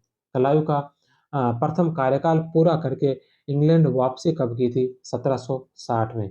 कलायू का जो प्रथम कार्यकाल रहा था यह 1757 से लेकर 1760 ईस्वी तक रहा था। तो इसमें सबसे पहले एक नंबर पर आएगी ब्लैक होल की घटना। ब्लैक होल की घटना। दूसरे नंबर पर इसमें जो अ, दूसरे नंबर पर इसमें आएगी कलकत्ता के गवर्नर के रूप में कलायू की कलकत्ता के गवर्नर के रूप में अपना प्रथम कार्यकाल पूरा करना जो 1757 से लेकर 1760 तक है। तीसरे नंबर पर इसमें जो आएगा वो आएगा बक्सर का युद्ध जो 1764 का है। चौथे नंबर पर इसमें मीर जाफर की मृत्यु जो हुई थी 1765 के अंदर, फरवरी 1765 में। और सबसे अंत में इसमें आएगा इलाहाबाद की संधि। इलाहाबाद की संधि जो 1765 के अगस्त 1765 की। 3, 5, 2, 1 और 4। 3, 5, 2, 1 और 4, 1 नंबर ऑप्शन। ब्लैक हॉल की दुर्घटना 21 जून 1756। कलायू का प्रथम कार्यकाल कलायू का प्रथम कार्यकाल रहा था 1757 से लेकर 1760 ईस्वी। बक्सर का युद्ध हुआ था अक्टूबर 17 64 ईस्वी में, मीर जाफर की मृत्यु फरवरी 1765 में, इलाहाबाद की संधि अगस्त 1765 में। नेक्स्ट क्वेश्चन है कि भारत में प्रकाशित होने वाला पहला समाचार पत्र था। भारत में प्रकाशित होने वाला पहला समाचार पत्र कौन सा था? द बंगाल गजट, एक नंबर ऑप्शन। भारत में प्रकाशित होने वाला पहला समाचार पत्र द बंगाल गजट था, जिसे 1780 में जेम्स ऑगस्टस हिकी ने प्रकाशित करवाया था। नेक्स्ट क्वेश्चन है कि सर कॉलिन स्कॉट मॉनक्रिफ आयोग किससे संबंधित था? सर कॉलिन स्कॉट मॉनक्रिफ आयोग किससे संबंधित था? सिंचाई से, दो नंबर ऑप्शन। कर्जन ने 1901 में स्कॉट मॉनक्रिफ की अध्यक्षता में एक सिंचाई आयोग नियुक्त किया था। नेक्स्ट क्वेश्चन है कि द्वितीय आंग्ल मैसूर युद्ध का तात्कालिक कारण क्या था? दूसरे आंग्ल मैसूर युद्ध का तात्कालिक कारण क्या था? माहे पर ब्रिटिश कब्जा। माहे पर ब्रिटिश कब्जे से जो दूसरे आंग्ल मैसूर युद्ध का तात्कालिक कारण बना था, दो नंबर ऑप्शन। द्वितीय आंग्ल मैसूर युद्ध जो 1780 से लेकर 1784 ईस्वी तक चला था, इसका तात्कालिक कारण माहे पर अंग्रेजों के द्वारा कब्जा करना, माहे पर अंग्रेजों के द्वारा कब्जा करना था। माहे बंदरगाह से ही हैदर अली को फ्रांसीसी सहायता प्राप्त होती थी। नेक्स्ट क्वेश्चन है कि निम्नलिखित में से किसने कहा कि हमारी व्यवस्था बहुत कुछ सोख्ते की तरह काम करती है? हमारी व्यवस्था बहुत कुछ सोख्ते की तरह काम करती है, जो गंगा के किनारे से सभी अच्छी चीजें ले ले आकर थेम्स के तट पर डाल देती है। किसने कहा था कि हमारी व्यवस्था बहुत कुछ सोख्ते की तरह काम करती है, जो गंगा के किनारे से सभी अच्छी चीजें ले आकर थेम्स के तट पर डाल देती है? तो यह बात कही थी जॉन सुलिवन ने, एक नंबर ऑप्शन। नेक्स्ट क्वेश्चन है कि निम्नलिखित घटनाओं का कालक्रम अनुसार अवस्थित कीजिए। यहाँ पर कुछ घटनाएं दे रखी है, उनको कालक्रम अनुसार व्यवस्थित करना है। सबसे पहले नंबर पर है vernacular press act. Vernacular press act कब आया था? तो वर्नाकुलर प्रेस एक्ट है 1878 ईस्वी में। दूसरे नंबर पर है लखनऊ पैक्ट। लखनऊ पैक्ट जो आया था, यह आया था 1916 ईस्वी में। तीसरे नंबर पर है इल्बर्ट विधेयक विवाद। इल्बर्ट विधेयक विवाद या इल्बर्ट जिसे बिल विवाद कहा गया, यह कब हुआ था? यह हुआ था 1883 ईस्वी में। और चौथे नंबर पर है हंटर आयोग। हंटर आयोग कब आया था? हंटर आयोग आया था 1882 ईस्वी में। तो इसमें सबसे पहले नंबर पर आएगा वर्नाकुलर प्रेस एक्ट 1878। दूसरे नंबर पर हंटर आयोग, हंटर आयोग जो 1882। तीसरे नंबर पर इसमें आएगा एल्बर्ट विधेयक विवाद जो 1883 का। और लखनऊ पैक्ट जो 1916 का। हंटर आयोग 1882, एल्बर्ट विधेयक विधेयक विवाद 1883 और लखनऊ पैक्ट 1916। एक, चार, तीन और दो, दो नंबर ऑप्शन इसका राइट होगा। वर्नाकुलर प्रेस एक्ट 1878, हंटर आयोग 1882, एल्बर्ट बिल विवाद 1883 और लखनऊ पैक्ट 1916 ईस्वी। नेक्स्ट क्वेश्चन है कि निम्नलिखित में से किसने स्त्री पुरुष तुलना पुस्तक लिखी थी? स्त्री पुरुष तुलना नाम से पुस्तक है जो, यह पुस्तक किसके द्वारा लिखी गई थी? तो यह पुस्तक लिखी गई थी ताराबाई शिंदे के द्वारा, दो नंबर ऑप्शन। ताराबाई शिंदे ने अपनी प्रसिद्ध पुस्तक स्त्री पुरुष तुलना 1882 में मराठी भाषा के अंदर लिखी थी।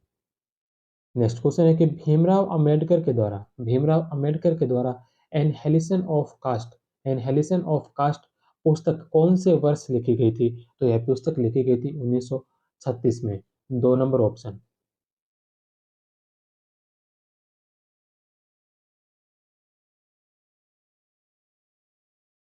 नेक्स्ट क्वेश्चन है सूची दे रखे हैं, इन दोनों सूचियों को सुमेलित करना है। एक तरफ स्थान के नाम दे रखे हैं और सामने 1857 के क्रांतिकारियों के नाम दे रखे हैं।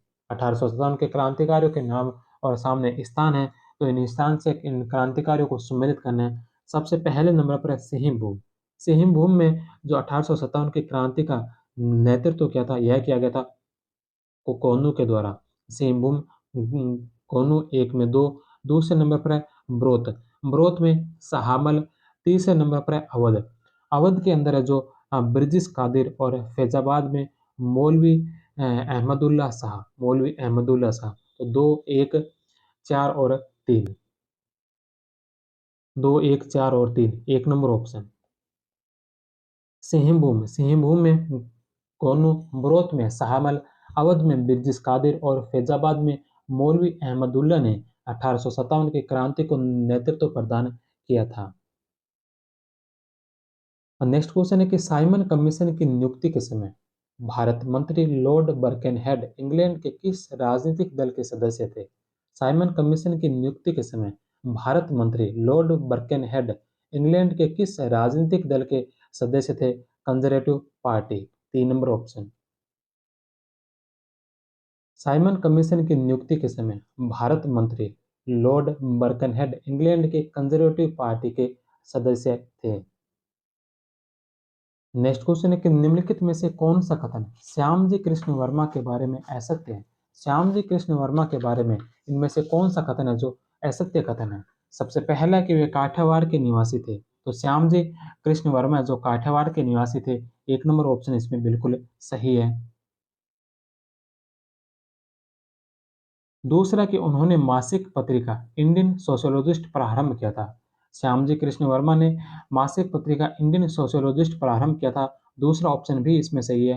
तीसरा 1910 में लंदन में इंडियन होम रूल सोसाइटी की स्थापना की थी। तो इंडियन होम रूल सोसाइटी की स्थापना जो श्यामजी कृष्ण वर्मा ने की थी, यह 1910 में नहीं बल्कि 1905 के अंदर की थी। 3 नंबर ऑप्शन इसका गलत होगा।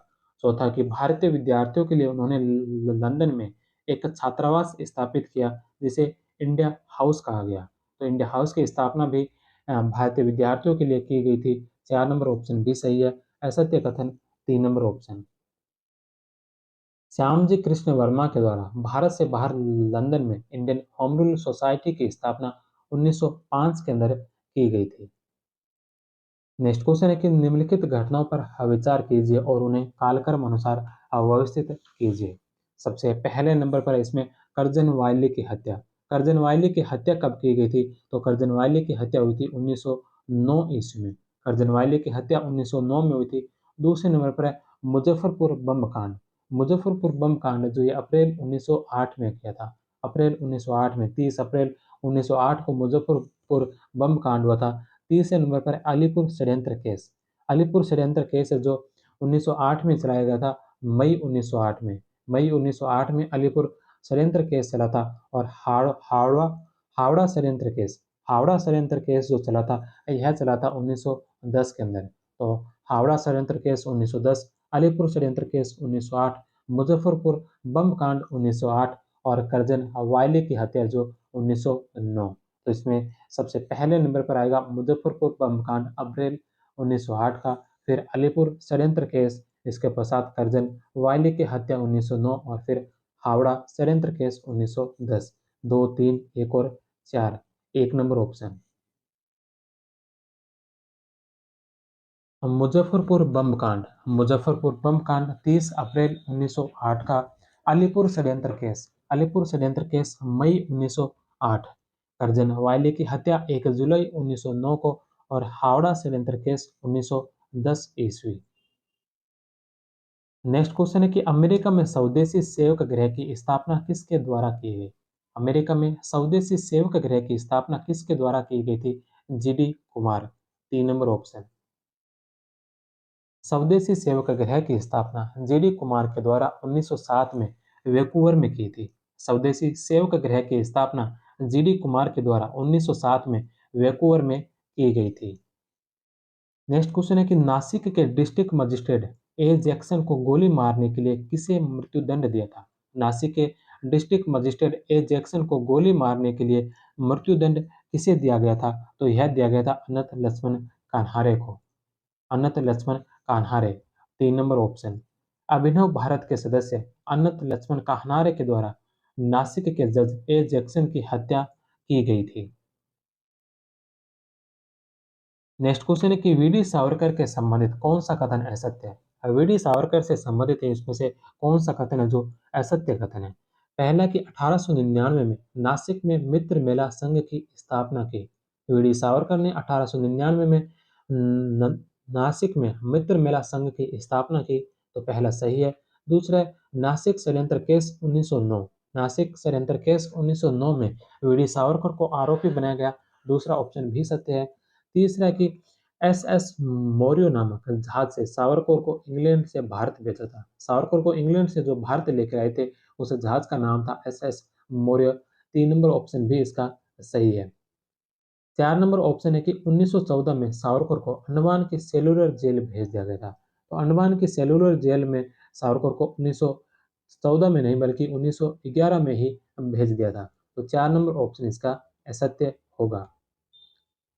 नासिक षड्यंत्र केस। नासिक षड्यंत्र केस में वीडी सावरकर को आरोपी बनाकर इंग्लैंड से भारत एसएस मौर्य नामक जहाज से भेजा गया। इसी केस में सावरकर को काले पानी की सजा देकर 1911 में अंडमान की सेलुलर जेल भेज दिया गया था। नेक्स्ट क्वेश्चन है कि स्प्रिंगिंग टाइगर नाम से सुभाष चंद्र बोस की जीवनी किसने लिखी? स्प्रिंगिंग टाइगर नाम से सुभाष चंद्र बोस की जीवनी किसने लिखी थी? हपटोय ने। हपटोय ने 1959 ईस्वी में। नेक्स्ट क्वेश्चन है कि भगत सिंह के संबंध में कौन सा कथन असत्य है? हम भगत सिंह के संबंध में निम्न में से कौन सा कथन है जो असत्य कथन है? सबसे पहला कि 1924 में नौजवान सभा की स्थापना की। भगत सिंह के द्वारा नौजवान सभा की स्थापना की गई थी, लेकिन इस नौजवान सभा की स्थापना 1924 में नहीं बल्कि 1926 के अंदर की गई थी। भगत सिंह ने 1926 में नौजवान सभा की स्थापना की थी। पहला ऑप्शन गलत है। दूसरा, मैं नास्तिक क्यों हूँ पुस्तक लिखी। भगत सिंह ने मैं नास्तिक क्यों हूँ नाम से पुस्तक लिखी थी। बटुकेश्वर दत्त के साथ केंद्रीय विधान परिषद में बम फेंका था। बटुकेश्वर दत्त के साथ मिलकर केंद्रीय विधानसभा परिषद में बम फेंका था। तीसरा ऑप्शन भी इसका सही है। और 4 नंबर ऑप्शन, दिसंबर 1928 में सैंडर्स को मार गया था। सैंडर्स को मार गिराया। 4 नंबर ऑप्शन भी इसका सत्य है। तो इसमें असत्य कथन पूछा था 1 नंबर ऑप्शन। 1936 में 1926 में यशपाल व छबिली दास के साथ मिलकर हम भगत सिंह ने नौजवान सभा की स्थापना की थी। अगला क्वेश्चन, भगत सिंह और बटुकेश्वर दत्त ने केंद्रीय विधान परिषद पर बम कब फेंका? भगत सिंह और बटुकेश्वर दत्त ने केंद्रीय विधान परिषद पर बम कब फेंका था? 8 अप्रैल 1929 को। 3 नंबर ऑप्शन। 8 अप्रैल 1929 को बटुकेश्वर दत्त के साथ मिलकर भगत सिंह ने केंद्रीय विधान परिषद में बम फेंका था। नेक्स्ट क्वेश्चन है कि बंगाल विभाजन के बाद पूर्वी बंगाल का प्रथम गवर्नर किसे बनाया था? बंगाल विभाजन 1905 में जब बंगाल विभाजन हुआ, उसके पश्चात पूर्वी बंगाल का प्रथम गवर्नर किसे बनाया था? तो पूर्वी बंगाल का प्रथम गवर्नर बनाया था ब्रूमफील्ड फुलर को। मैटकॉफ जो है ये 1835 से 1836 ईस्वी तक कार्यवाहक गवर्नर जनरल के रूप में इन्होंने कार्य किया था। तो इस पूर्वी बंगाल के जो प्रथम गवर्नर थे वो थे Bampfylde Fuller. 2 number option. Bengal विभाजन सन 1905 में करजन के समय हुआ। पूर्वी बंगाल का प्रथम गवर्नर ब्रूमफील्ड फुलर को बनाया गया था। नेक्स्ट क्वेश्चन है, poverty and un British rule in India. Poverty and un British rule in India नामक पुस्तक किस वर्ष प्रकाशित हुई थी? तो दादा भाई नौरोजी की जो ये पुस्तक है यह प्रकाशित हुई थी 1901 के अंदर। 2 नंबर ऑप्शन। दादा भाई नौरोजी ने यह पुस्तक 1901 में प्रकाशित हुई थी। नेक्स्ट क्वेश्चन है कि ब्रिटिश औपनिवेशिक सरकार द्वारा प्रथम फैक्ट्री अधिनियम कब पारित किया गया? ब्रिटिश औपनिवेशिक सरकार द्वारा प्रथम फैक्ट्री अधिनियम कब पारित किया गया था? 1881 में। 3 नंबर ऑप्शन।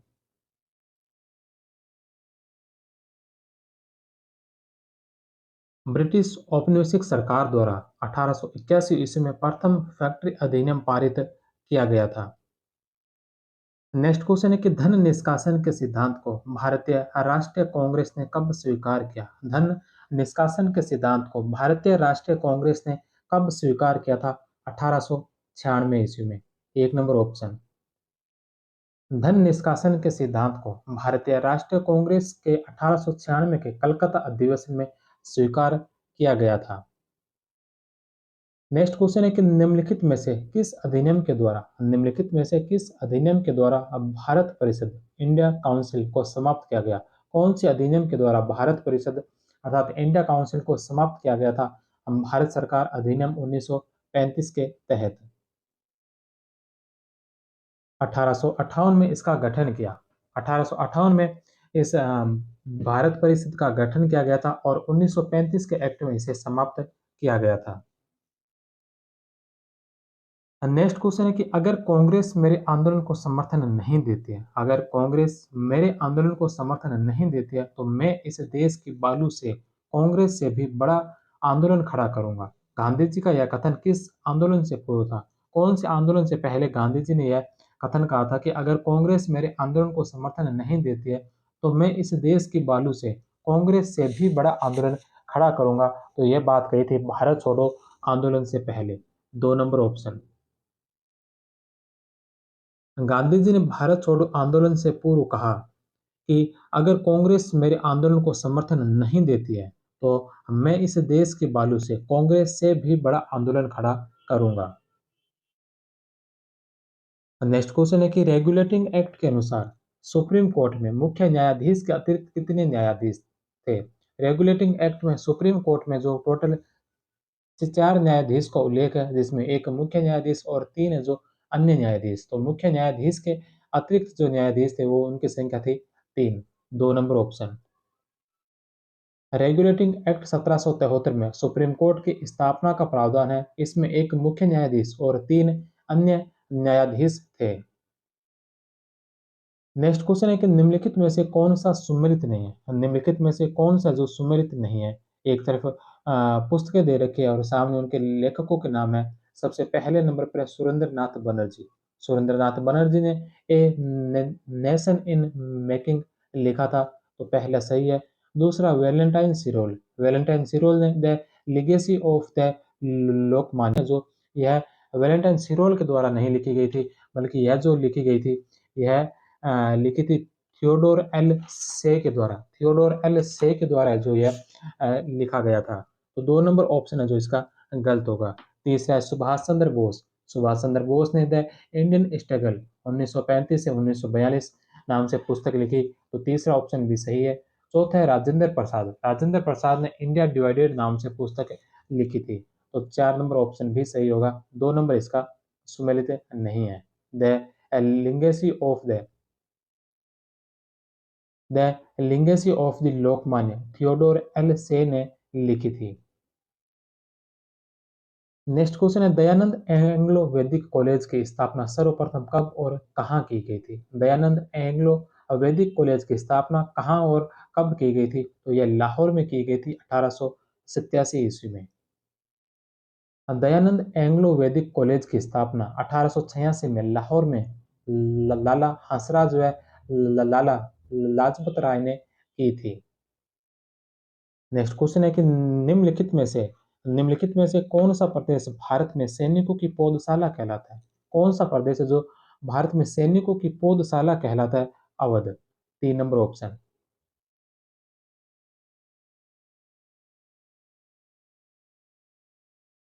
अवध प्रांत को सैनिकों की पौधशाला कहा जाता है क्योंकि अंग्रेजी सेना में सबसे अधिक सैनिक अवध से ही भर्ती किए जाते थे। नेक्स्ट क्वेश्चन है कि किस संगठन की स्थापना डॉक्टर बी आर अम्बेडकर के द्वारा नहीं की गई? कौन से संगठन की स्थापना जो डॉक्टर बी आर अम्बेडकर के द्वारा नहीं की गई थी? तो सबसे पहले इंडिपेंडेंट लेबर पार्टी, यह बी आर अम्बेडकर के द्वारा स्थापित की गई थी। दूसरे नंबर पर है the all India depressed class federation. The all India depressed class federation, यह भी बी आर अम्बेडकर के द्वारा स्थापित की गई थी 1928 में। तीसरे नंबर पर है बहिष्कृत हितकानी सभा। बहिष्कृत हितकानी सभा, इसकी स्थापना भी डॉक्टर अम्बेडकर के द्वारा की गई थी और इसकी स्थापना की गई थी जुलाई 1924 में मुंबई के अंदर। तो ये 1, 2 और 3 तीनों ही है जो बी आर अम्बेडकर के द्वारा स्थापित है। चौथे नंबर पर है servant of untouchable society. Servants of untouchables society की जो स्थापना की गई थी यह बी आर अम्बेडकर के द्वारा नहीं बल्कि महात्मा गांधी के द्वारा की गई थी। 4 नंबर ऑप्शन है जो इसका सही नहीं है। सर्वेंट्स ऑफ अनटचेबल सोसाइटी की स्थापना गांधी जी के द्वारा की गई, जिसका बाद में नाम हरिजन सेवक संघ कर दिया गया था। नेक्स्ट क्वेश्चन है कि महिला आर्य समाज की स्थापना किसके द्वारा की गई? महिला आर्य समाज की स्थापना किसके द्वारा की गई थी? तो महिला आर्य समाज की स्थापना की गई थी पंडिता रमाबाई के द्वारा। 2 नंबर ऑप्शन। उच्च वर्ग की महिलाओं को में बाल विवाह निषेध और बालिका शिक्षा के प्रचार के लिए पंडिता रमाबाई ने पूना में आर्य महिला समाज की स्थापना की थी।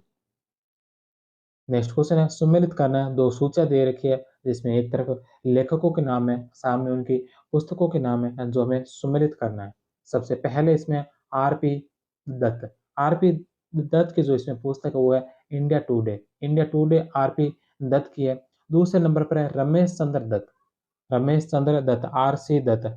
आर.सी. दत्त की पुस्तक जो इसमें Economic History of India. Economic History of India जो पुस्तक लिखी थी रमेश चंद्र दत्त के द्वारा लिखी गई। तीसरे नंबर पर है जो जूडिथ ब्राउन। जूडिथ ब्राउन की जो पुस्तक है वो है गांधी राइज टू पावर। और चौथे नंबर पर है विपिन चंद्र। विपिन चंद्र की इसमें पुस्तक है rise and growth of economic nationalism. Rise of growth rise and growth of economic nationalism Vipin Chandra की। तो इसमें दो एक तीन और चार। दो एक तीन और चार। 2 number option. RP. Dutt India today, Judith Brown Gandhi rise to power, Ramesh Chandra Dutt economics history of India और Vipin Chandra rise and growth of economic nationalism. Next question है कि सामान्य सेवा भर्ती अधिनियम। सामान्य सेवा भर्ती अधिनियम 1856 1857 के विद्रोह का कारण बना। क्यों? यह 1857 के विद्रोह का कारण क्यों बना था? क्योंकि इसमें तैनाती के लिए सिपाहियों को विदेश जाने की आवश्यकता थी, जो उन दिनों हिंदुओं के लिए वर्जित था। हिंदुओं के लिए माना गया कि विदेश यात्रा जो पाप के भागीदार होंगे विदेश यात्रा करने वाले। इसलिए जो ये सामान्य सेवा अधिनियम था इसके अंदर ये अनिवार्य किया गया कि सिपाहियों को विदेश यात्रा आवश्यकता होगी, आवश्यकता है। तो यही है जो 1857 के विद्रोह का एक प्रमुख कारण माना जाता है। 1856 ईस्वी में कैनिंग के द्वारा सामान्य सेवा भर्ती अधिनियम पारित किया गया, जिसके अनुसार बंगाल सेना में भर्ती होने वाले सभी सैनिकों को भारत से बाहर यात्रा करनी पड़ सकती है। यह प्रावधान धार्मिक मान्यता के खिलाफ था। नेक्स्ट क्वेश्चन है कि 1857 के विद्रोह को किसने हिंदू मुस्लिम षड्यंत्र बताया? 1857 के विद्रोह को किसने जो हिंदू मुस्लिम षड्यंत्र बताया था? तो यह बताया था जेम्स आउट्रम ने। 3 नंबर ऑप्शन। जेम्स आउट्रम ने 1857 के विद्रोह को हिंदू मुस्लिम षड्यंत्र बताया था।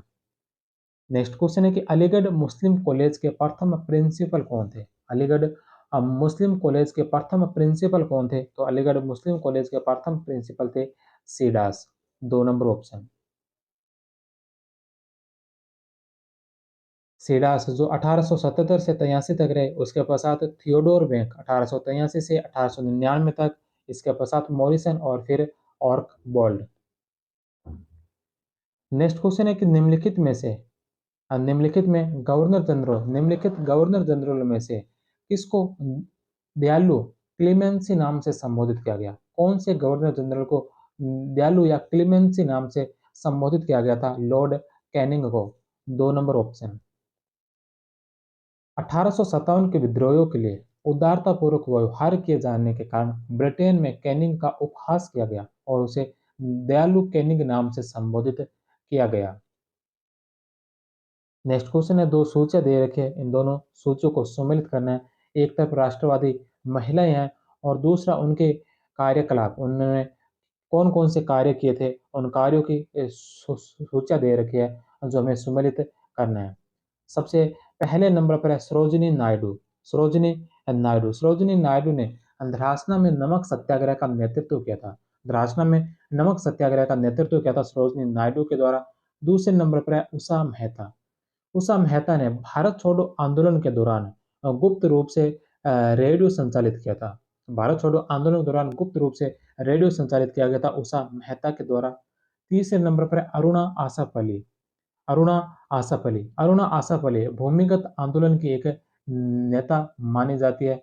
और चौथे नंबर पर doctor doctor Lakshmi Swaminathan, doctor Lakshmi Swaminathan जो आजाद हिंद फौज में शामिल हुई थी। आजाद हिंद फौज में शामिल इन्हें एक मंत्री का पद भी दिया गया था।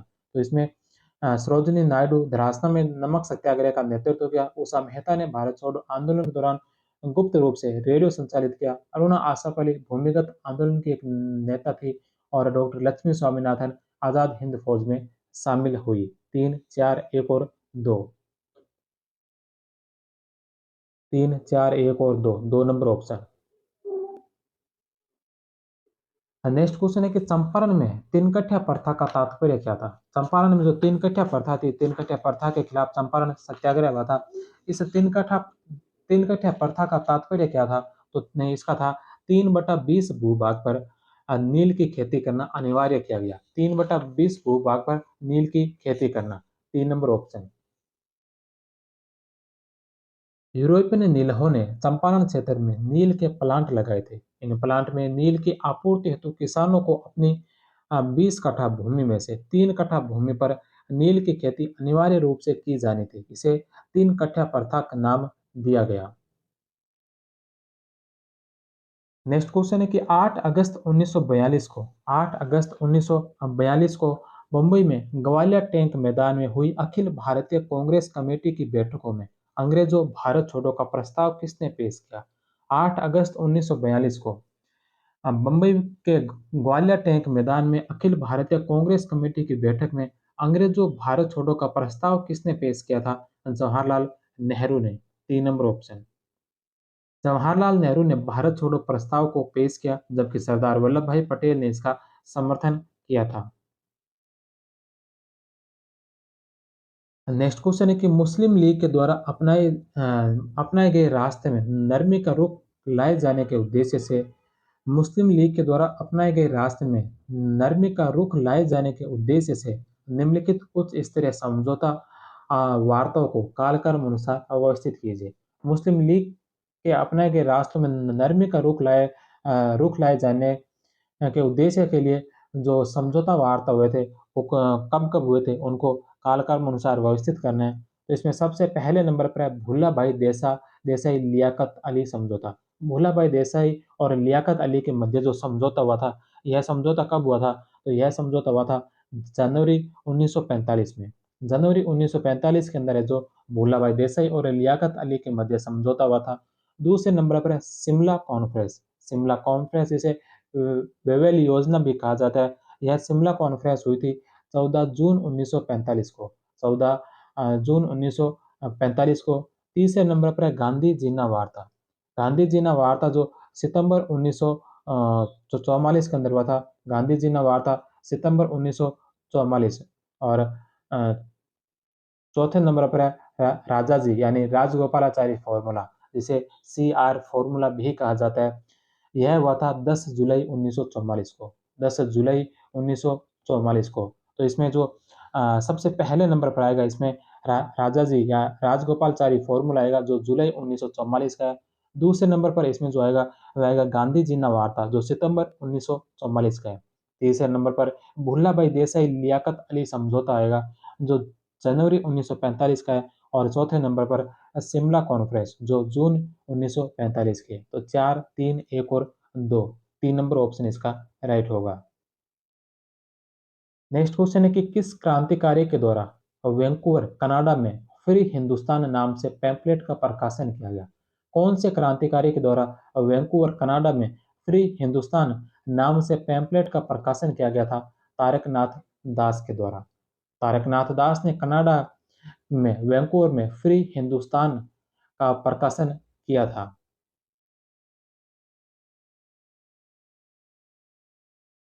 नेक्स्ट क्वेश्चन है कि कामागाटा मारू जहाज के यात्रियों के अधिकार कामागाटा मारू जहाज के यात्रियों के अधिकार के लिए लड़ने के लिए वैंकूवर में गठित सौर कमेटी का सदस्य कौन नहीं था।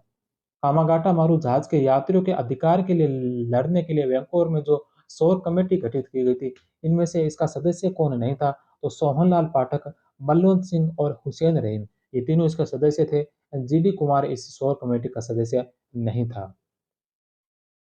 यात्रियों के अधिकार के लिए वैंकूवर में बलवंत सिंह, सोहनलाल पाठक तथा हुसैन रहीम की अध्यक्षता में शोर कमेटी का गठन किया गया था। नेक्स्ट क्वेश्चन है कि दिल्ली लाहौर षड्यंत्र केस के आरोप में निम्न में से किन क्रांतिकारियों को फांसी की सजा दी गई थी? दिल्ली लाहौर षड्यंत्र केस के आरोप में निम्न में से कौन से क्रांतिकारियों को जो फांसी की सजा दी गई थी? तो इसमें अवध बिहारी को, मास्टर अमिचंद को, बाल मुकुंद को और बसंत कुमार विश्वास को। इन चारों को जो फांसी की सजा दी गई थी, इसमें से वसंत कुमार विश्वास को जो अंबाला जेल में फांसी दी थी। इसके अलावा अवध बिहारी, बाल मुकुंद और मास्टर अमिचंद, इन तीनों को जो दिल्ली जेल में फांसी की सजा दी गई थी। तो इन चारों को जो दिल्ली लाहौर षड्यंत्र केस के अंतर्गत फांसी दी गई थी। 2 नंबर ऑप्शन। 1915 में दिल्ली लाहौर षड्यंत्र केस, दिल्ली में वायसराय पर हमला और लाहौर में लॉरेंस गार्डन बम विस्फोट के आरोप में अवध बिहारी, मास्टर अम्मीचंद, बाल मुकुंद को दिल्ली में तथा बसंत कुमार विश्वास को अंबाला जेल में फांसी की सजा दी गई थी। नेक्स्ट क्वेश्चन है मुजफ्फरपुर षड्यंत्र केस में निम्न में से किस क्रांतिकारी को फांसी दी गई? मुजफ्फरपुर षड्यंत्र केस में निम्नलिखित में से कौन से क्रांतिकारी को जो फांसी की सजा दी गई थी? खुदीराम बोस को। 2 नंबर ऑप्शन। मुजफ्फरपुर के सत्र न्यायाधीश किंग्सफोर्ड पर प्रफुल्ल चाकी तथा खुदीराम बोस ने मुजफ्फरपुर नगर में अप्रैल 1908 में इस पर बम फेंका, परंतु किंग्सफोर्ड गाड़ी में नहीं थे। उनके स्थान पर कैनेडी के पुत्र व पत्नी मारे गए। इस केस में प्रफुल्ल चाकी ने गिरफ्तारी से पूर्व गोली मारकर आत्महत्या कर ली। वहीं खुदीराम बोस को फांसी दी गई।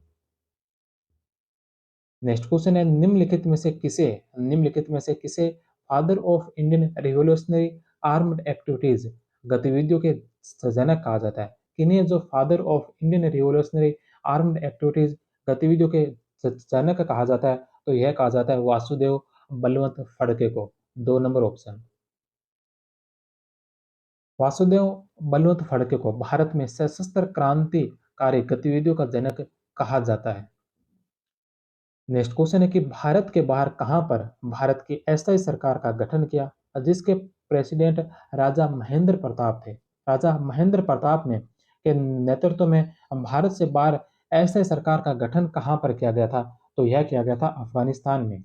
4 नंबर ऑप्शन।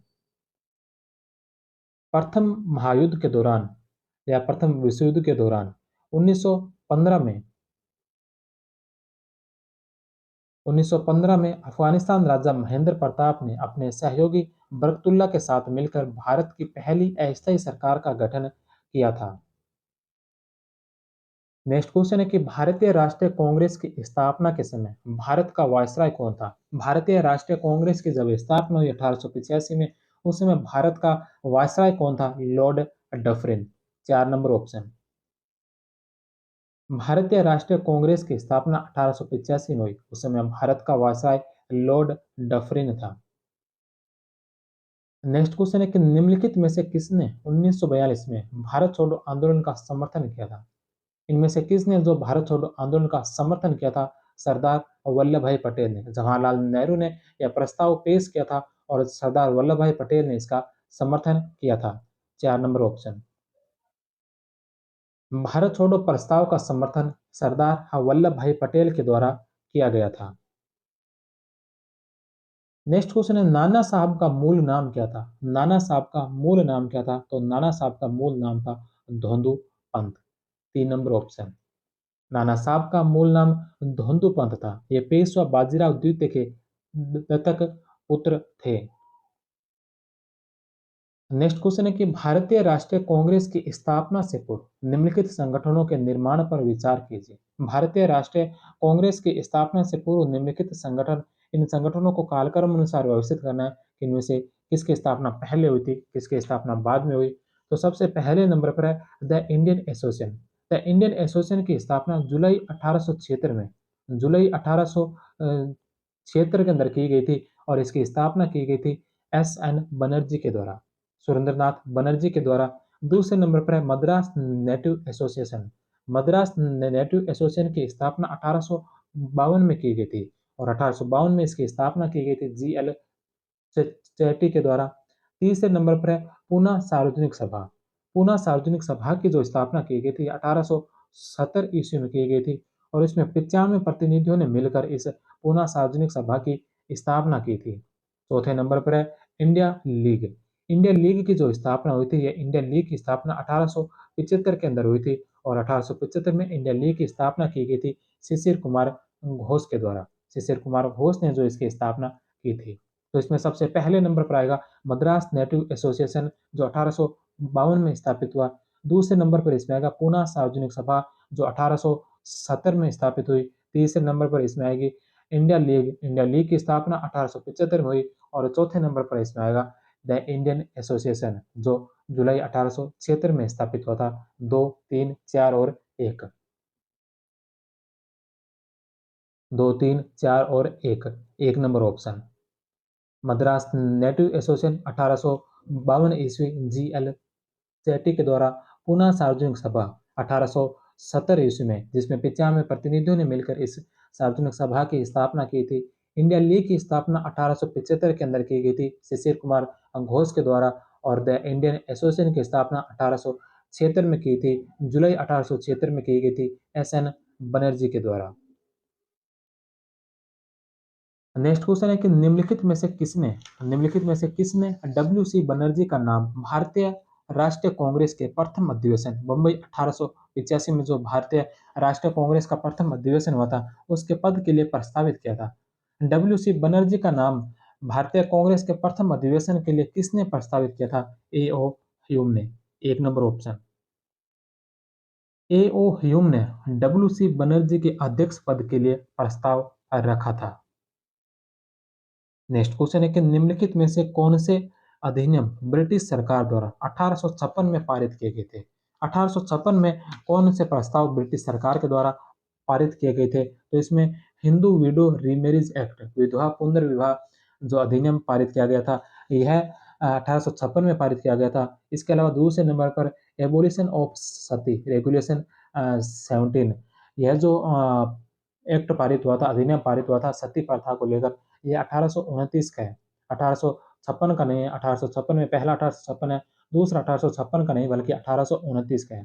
तीसरा रिलीजियस डिसेबिलिटी एक्ट है। रिलीजियस डिसेबिलिटी एक्ट है जो ये 1850 ईस्वी में पारित हुआ था, तो यह भी 1856 का नहीं है। और चौथे नंबर पर है general service enlistment act. General service enlistment act है जो ये 1856 का है। तो 1856 का हिंदू विंडो रीमैरिज एक्ट और जनरल सर्विस एलिस्टमेंट एक्ट, 1 और 4।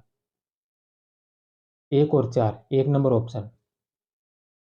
नेक्स्ट क्वेश्चन है कि निम्नलिखित नामों पर विचार कीजिए। निम्नलिखित नामों पर विचार कीजिए। इनमें से बताना है कि कौन कौन है जो भारतीय राष्ट्रीय कांग्रेस के अध्यक्ष रहे थे।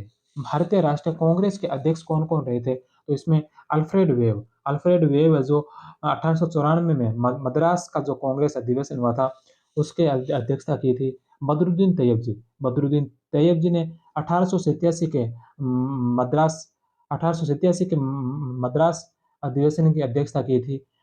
तीसरे नंबर पर है जॉर्ज यूले ने इलाहाबाद के 1888 के अधिवेशन की अध्यक्षता की थी। और रहमतुल्लाह मोहम्मद सयानी ने 1996 के कलकत्ता अधिवेशन की अध्यक्षता की थी। तो इन्हें चारों ही जो भारतीय राष्ट्रीय कांग्रेस के अध्यक्ष पद पर रहे थे। 1, 2, 3 और 4, चारों ऑप्शन इसके सही होंगे। 4 number option. Badruddin Tyab ji Madras 1887, George Yule Allahabad 1888, Alfred Webb Madras 1894 और रहमतुल्लाह मोहम्मद सयानी ने कलकत्ता अधिवेशन 1996 में कांग्रेस की अध्यक्षता की थी। नेक्स्ट क्वेश्चन है तूफात उल मुबाहिदीन राजाराम मोहन द्वारा लिखित लेख है। यह किसके लिए लिखा गया था? तो यह मूर्ति पूजा के विरुद्ध लिखा गया पहला लेख है राजाराम मोहन राय के द्वारा। 1 नंबर ऑप्शन। राजाराम मोहन राय ने तूफात उल मुहाइदीन में बहुदेववाद का विरोध तथा एकेश्वरवाद का समर्थन किया। वह मूर्ति पूजा का इसमें खंडन किया था। नेक्स्ट क्वेश्चन है कि सुभाष चंद्र बोस के विषय में निम्नलिखित में से कौन सा कथन असत्य है? सुभाष चंद्र के बोस के बारे में निम्नलिखित में से कौन सा कथन है जो असत्य कथन है? सबसे पहला कि उन्होंने 1920 में आईसीएस की परीक्षा में सम्मिलित होकर चौथा स्थान प्राप्त किया था। सुभाष चंद्र बोस ने 1920 ईस्वी में आईसीएस की परीक्षा में सम्मिलित होकर चौथा स्थान प्राप्त किया था, तो ये सही है। दूसरा है कि 1938 और 1939 में वे भारतीय राष्ट्रीय कांग्रेस के अध्यक्ष चुने गए थे। 1938 में हरिपुरा अधिवेशन, 1939 में त्रिपुरी अधिवेशन, इन दोनों ही अधिवेशनों में सुभाष चंद्र बोस अध्यक्ष चुने गए थे। हालांकि 1939 के अध्यक्ष चुनने के बाद विवाद हुआ और उन्होंने बीच में ही इस्तीफा दे दिया था, लेकिन दोनों में अध्यक्ष चुने गए थे। पहला और दूसरा दोनों सही है। तीसरा है, मांडले जेल में बंदी जीवन व्यतीत किया। सुभाष चंद्र बोस ने मांडले जेल में बंदी जीवन व्यतीत किया था। तीसरा ऑप्शन भी सत्य है। उन्होंने भारत छोड़ो आंदोलन में भाग लिया। तो सुभाष चंद्र बोस ने भारत छोड़ो आंदोलन में भाग नहीं लिया था, क्योंकि भारत छोड़ो आंदोलन 1942 में हुआ था और वो 1941 में ही जो नजरबंदी में थे, नजरबंदी से भाग निकले थे और फिर वो सिंगापुर जाकर उन्होंने वहां पर अंतरिम सरकार की स्थापना की थी। तो 4 नंबर ऑप्शन है जो सही नहीं है। सुभाष चंद्र बोस जनवरी 1941 को नजरबंदी से भाग निकले। कालांतर में यूरोप, जापान की यात्रा की। यात्रा करते हुए जुलाई 1943 में सिंगापुर पहुंचे और आजाद हिंद फौज की कमान संभाली थी। नेक्स्ट क्वेश्चन है कि 1946 का नौसैनिक विद्रोह किस पोत पर शुरू हुआ था? 1946 का नौसैनिक विद्रोह जो कौन से पोत पर शुरू हुआ था? तो यह हुआ था आईएनएस तलवार। 3 नंबर ऑप्शन। बंबई में फरवरी 1946 में आईएनएस तलवार के सैनिकों ने खराब भोजन तथा जातीय भेदभाव के विरोध में हड़ताल कर दी। नाविक बीसी दत्त को तलवार पोत की दीवारों पर भारत छोड़ो लिखने के आरोप में गिरफ्तार कर लिया गया था। नेक्स्ट क्वेश्चन है कि क्रांतिकारी विचारों के प्रसार हेतु तलवार नामक पत्रिका का प्रकाशन किसके द्वारा किया गया? क्रांतिकारी विचारों के प्रसार हेतु तलवार नामक पत्रिका का प्रकाशन किसके द्वारा किया गया था? वीरेंद्र नाथ चट्टोपाध्याय के द्वारा। 3 नंबर ऑप्शन। वीरेंद्र नाथ चट्टोपाध्याय ने बर्लिन में तलवार नामक पत्र निकाला था। नेक्स्ट क्वेश्चन है कि 1830 ईस्वी में राजाराम मोहन राय ने इंग्लैंड जाने पर उनकी अनुपस्थिति में ब्रह्म समाज का संचालन किसके द्वारा किया गया? 1830 में राजाराम मोहन राय जब इंग्लैंड गए थे तो उनकी अनुपस्थिति में ब्रह्म समाज का संचालन किसके द्वारा किया गया था? रामचंद्र विद्यावागीश के द्वारा। 2 नंबर ऑप्शन। राजाराम मोहन राय के 1830 में इंग्लैंड जाने पर इनकी अनुपस्थिति में ब्रह्म समाज का संचालन रामचंद्र विद्यावागीश करते हैं। नेक्स्ट क्वेश्चन है कि निम्नलिखित में से किसने 1936 ईस्वी में इंडिपेंडेंट लेबर पार्टी की स्थापना की? निम्नलिखित में से किसने 1936 में इंडिपेंडेंट लेबर पार्टी की स्थापना की थी? डॉक्टर बी आर अम्बेडकर के द्वारा। 1 number option. Doctor B R Ambedkar ने 1936 ईस्वी में इंडिपेंडेंट लेबर पार्टी की स्थापना की थी। नेक्स्ट क्वेश्चन है कि निम्नलिखित में से कौन सा एक समाचार पत्र मदन मोहन मालवीय द्वारा 1909 में प्रारंभ किया गया था? निम्नलिखित में से कौन सा एक समाचार पत्र है जो मदन मोहन मालवीय के द्वारा 1909 ईस्वी में प्रारंभ किया गया था? तो यह प्रारंभ किया गया था लीड नाम से समाचार पत्र। 4 नंबर ऑप्शन। अब मदन मोहन मालवीय ने हिंदी में 1907 में इलाहाबाद से अभ्युदय, 1909 में लीडर समाचार पत्र प्रकाशित किया था। नेक्स्ट क्वेश्चन है कि निम्नलिखित में से किसने 1863 ईस्वी में कलकत्ता में मोमडन लिटरेरी सोसाइटी की स्थापना की थी? 1863 में कलकत्ता में मोमडन लिटरेरी सोसाइटी की स्थापना किसके द्वारा की गई थी?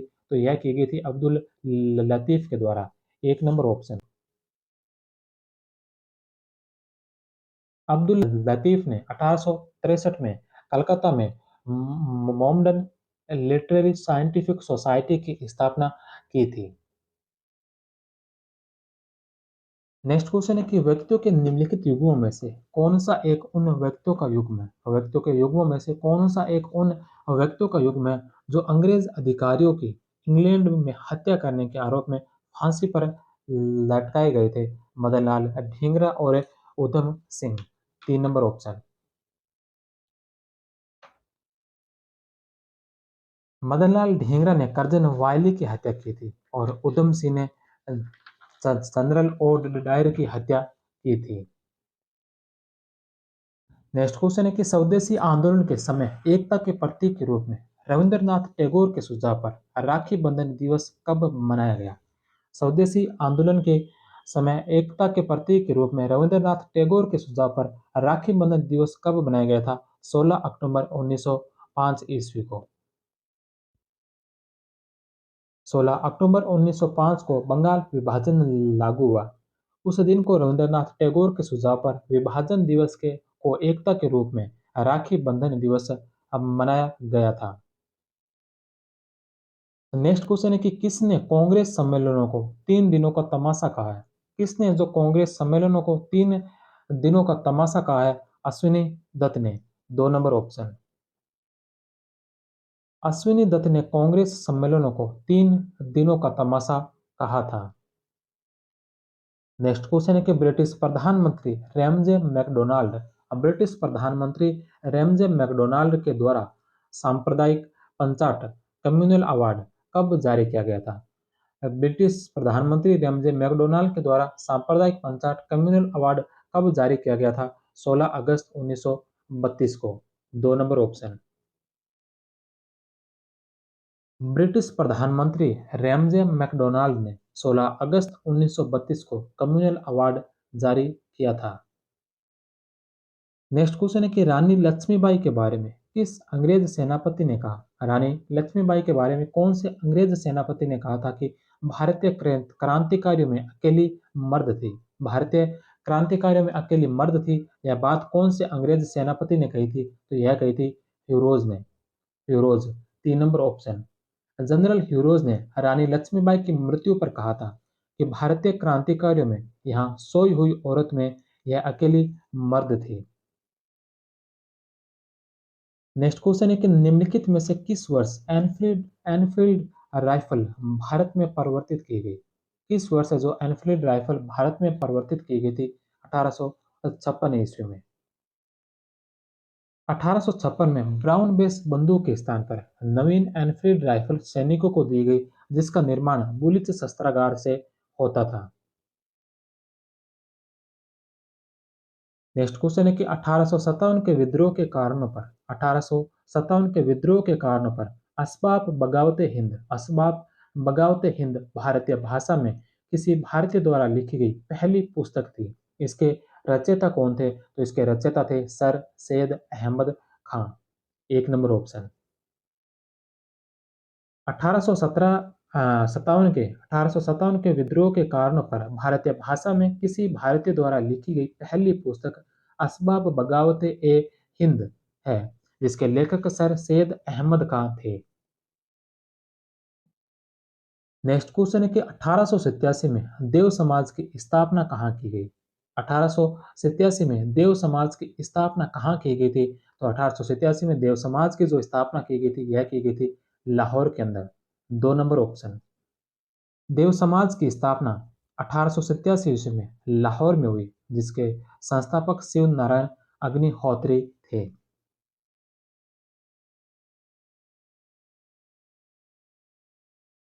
नेक्स्ट क्वेश्चन है कि निम्नलिखित को सुमेलित कीजिए। नीचे दिए गए कोट से नीचे कुछ संस्थाएं या सभाएं दे रखी है और सामने उनके संस्थापकों के नाम दे रखे हैं। सबसे पहले राजा राम मोहन राय।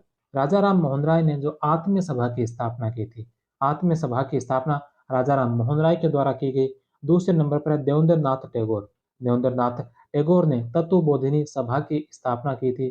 तीसरे नंबर पर है विवेकानंद। विवेकानंद ने रामकृष्ण मिशन की स्थापना की और आत्माराम पांडुरंग ने प्रार्थना सभा की स्थापना की थी। राजा राम मोहन राय आत्मीय सभा, देवेंद्र नाथ टैगोर तत्वबोधिनी सभा, विवेकानंद रामकृष्ण मिशन और आत्माराम पांडुरंग प्रार्थना सभा। 2, 1, 4 और 3। 2 नंबर ऑप्शन। नेक्स्ट क्वेश्चन है कि थियोसॉफिकल सोसाइटी का मुख्यालय भारत में कहाँ था? थियोसॉफिकल सोसाइटी का मुख्यालय भारत में कहाँ था? तो थियोसॉफिकल सोसाइटी का मुख्यालय भारत में था, अड्यार में। 3 नंबर ऑप्शन। थियोसॉफिकल सोसाइटी की स्थापना 1875 में मैडम ब्लावत्स्की और एच.एस. अलकोट ने अमेरिका में की थी। भारत में इसका मुख्यालय अड्यार में था। नेक्स्ट क्वेश्चन है कि राजमुद्री सोशल रिफॉर्म एसोसिएशन की स्थापना किसने की थी? राजमुद्री सोशल रिफॉर्म एसोसिएशन की स्थापना किसने की थी?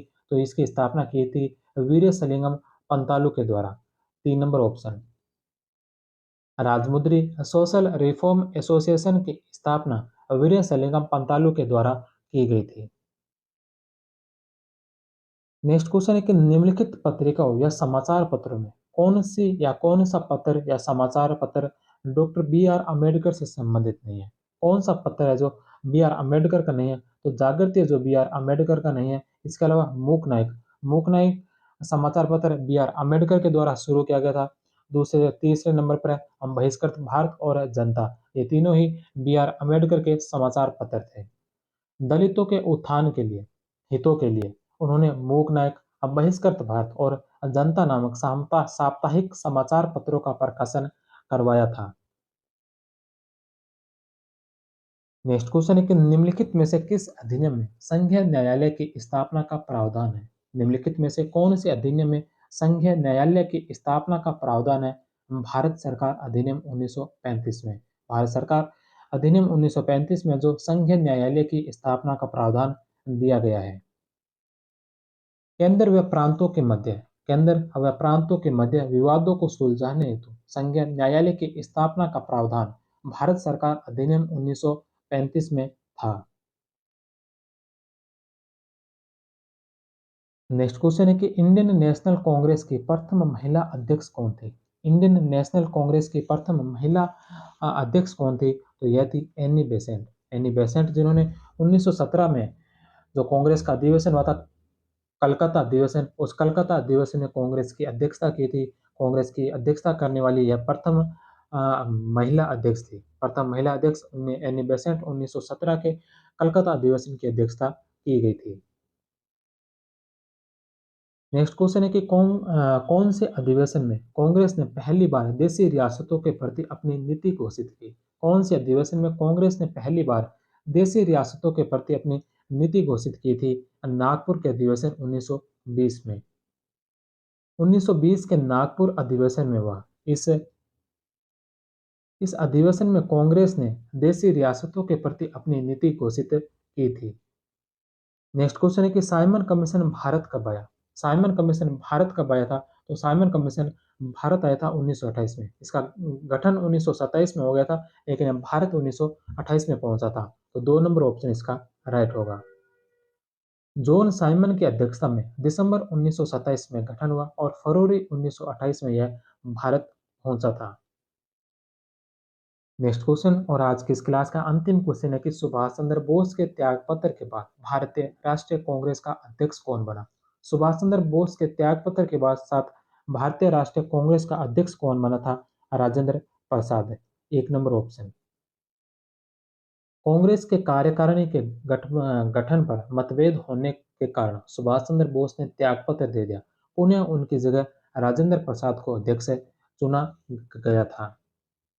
तो यह था आधुनिक भारतीय इतिहास से संबंधित आज का टेस्ट, जिसमें फर्स्ट ग्रेड इतिहास विषय को लेकर संपूर्ण आधुनिक भारत के टॉपिक कवर किए गए। इसमें हमने 150 प्रश्न किए और इसी के साथ ही हमने इस टेस्ट सीरीज के 15 टेस्ट कंप्लीट कर लिए। 15 टेस्टों में हमने कंप्लीट इंडियन हिस्ट्री, जिसमें मिडाइल, एंशिएंट और मॉडर्न तीनों को कंप्लीट कर लिया। अब हमारे इसमें बचेंगे राजस्थान हिस्ट्री और वर्ल्ड हिस्ट्री। तो अब आगे के टेस्ट 5 टेस्ट राजस्थान हिस्ट्री के और 5 टेस्ट है जो वर्ल्ड हिस्ट्री के होने वाले हैं। और उसके पश्चात 3 टेस्ट होंगे, अंतिम टेस्ट, जो संपूर्ण सिलेबस को कवर करेंगे। इसमें पूरा सिलेबस पूरा एग्जाम पैटर्न के अनुसार होगा, जिसमें इंडिया हिस्ट्री, राजस्थान हिस्ट्री और वर्ल्ड हिस्ट्री तीनों को मिला के वो 3 टेस्ट लिए जाएंगे। तो हम मिलते हैं अगले टेस्ट में। तब तक आप सभी का बहुत बहुत धन्यवाद। जय हिंद, वंदे मातरम।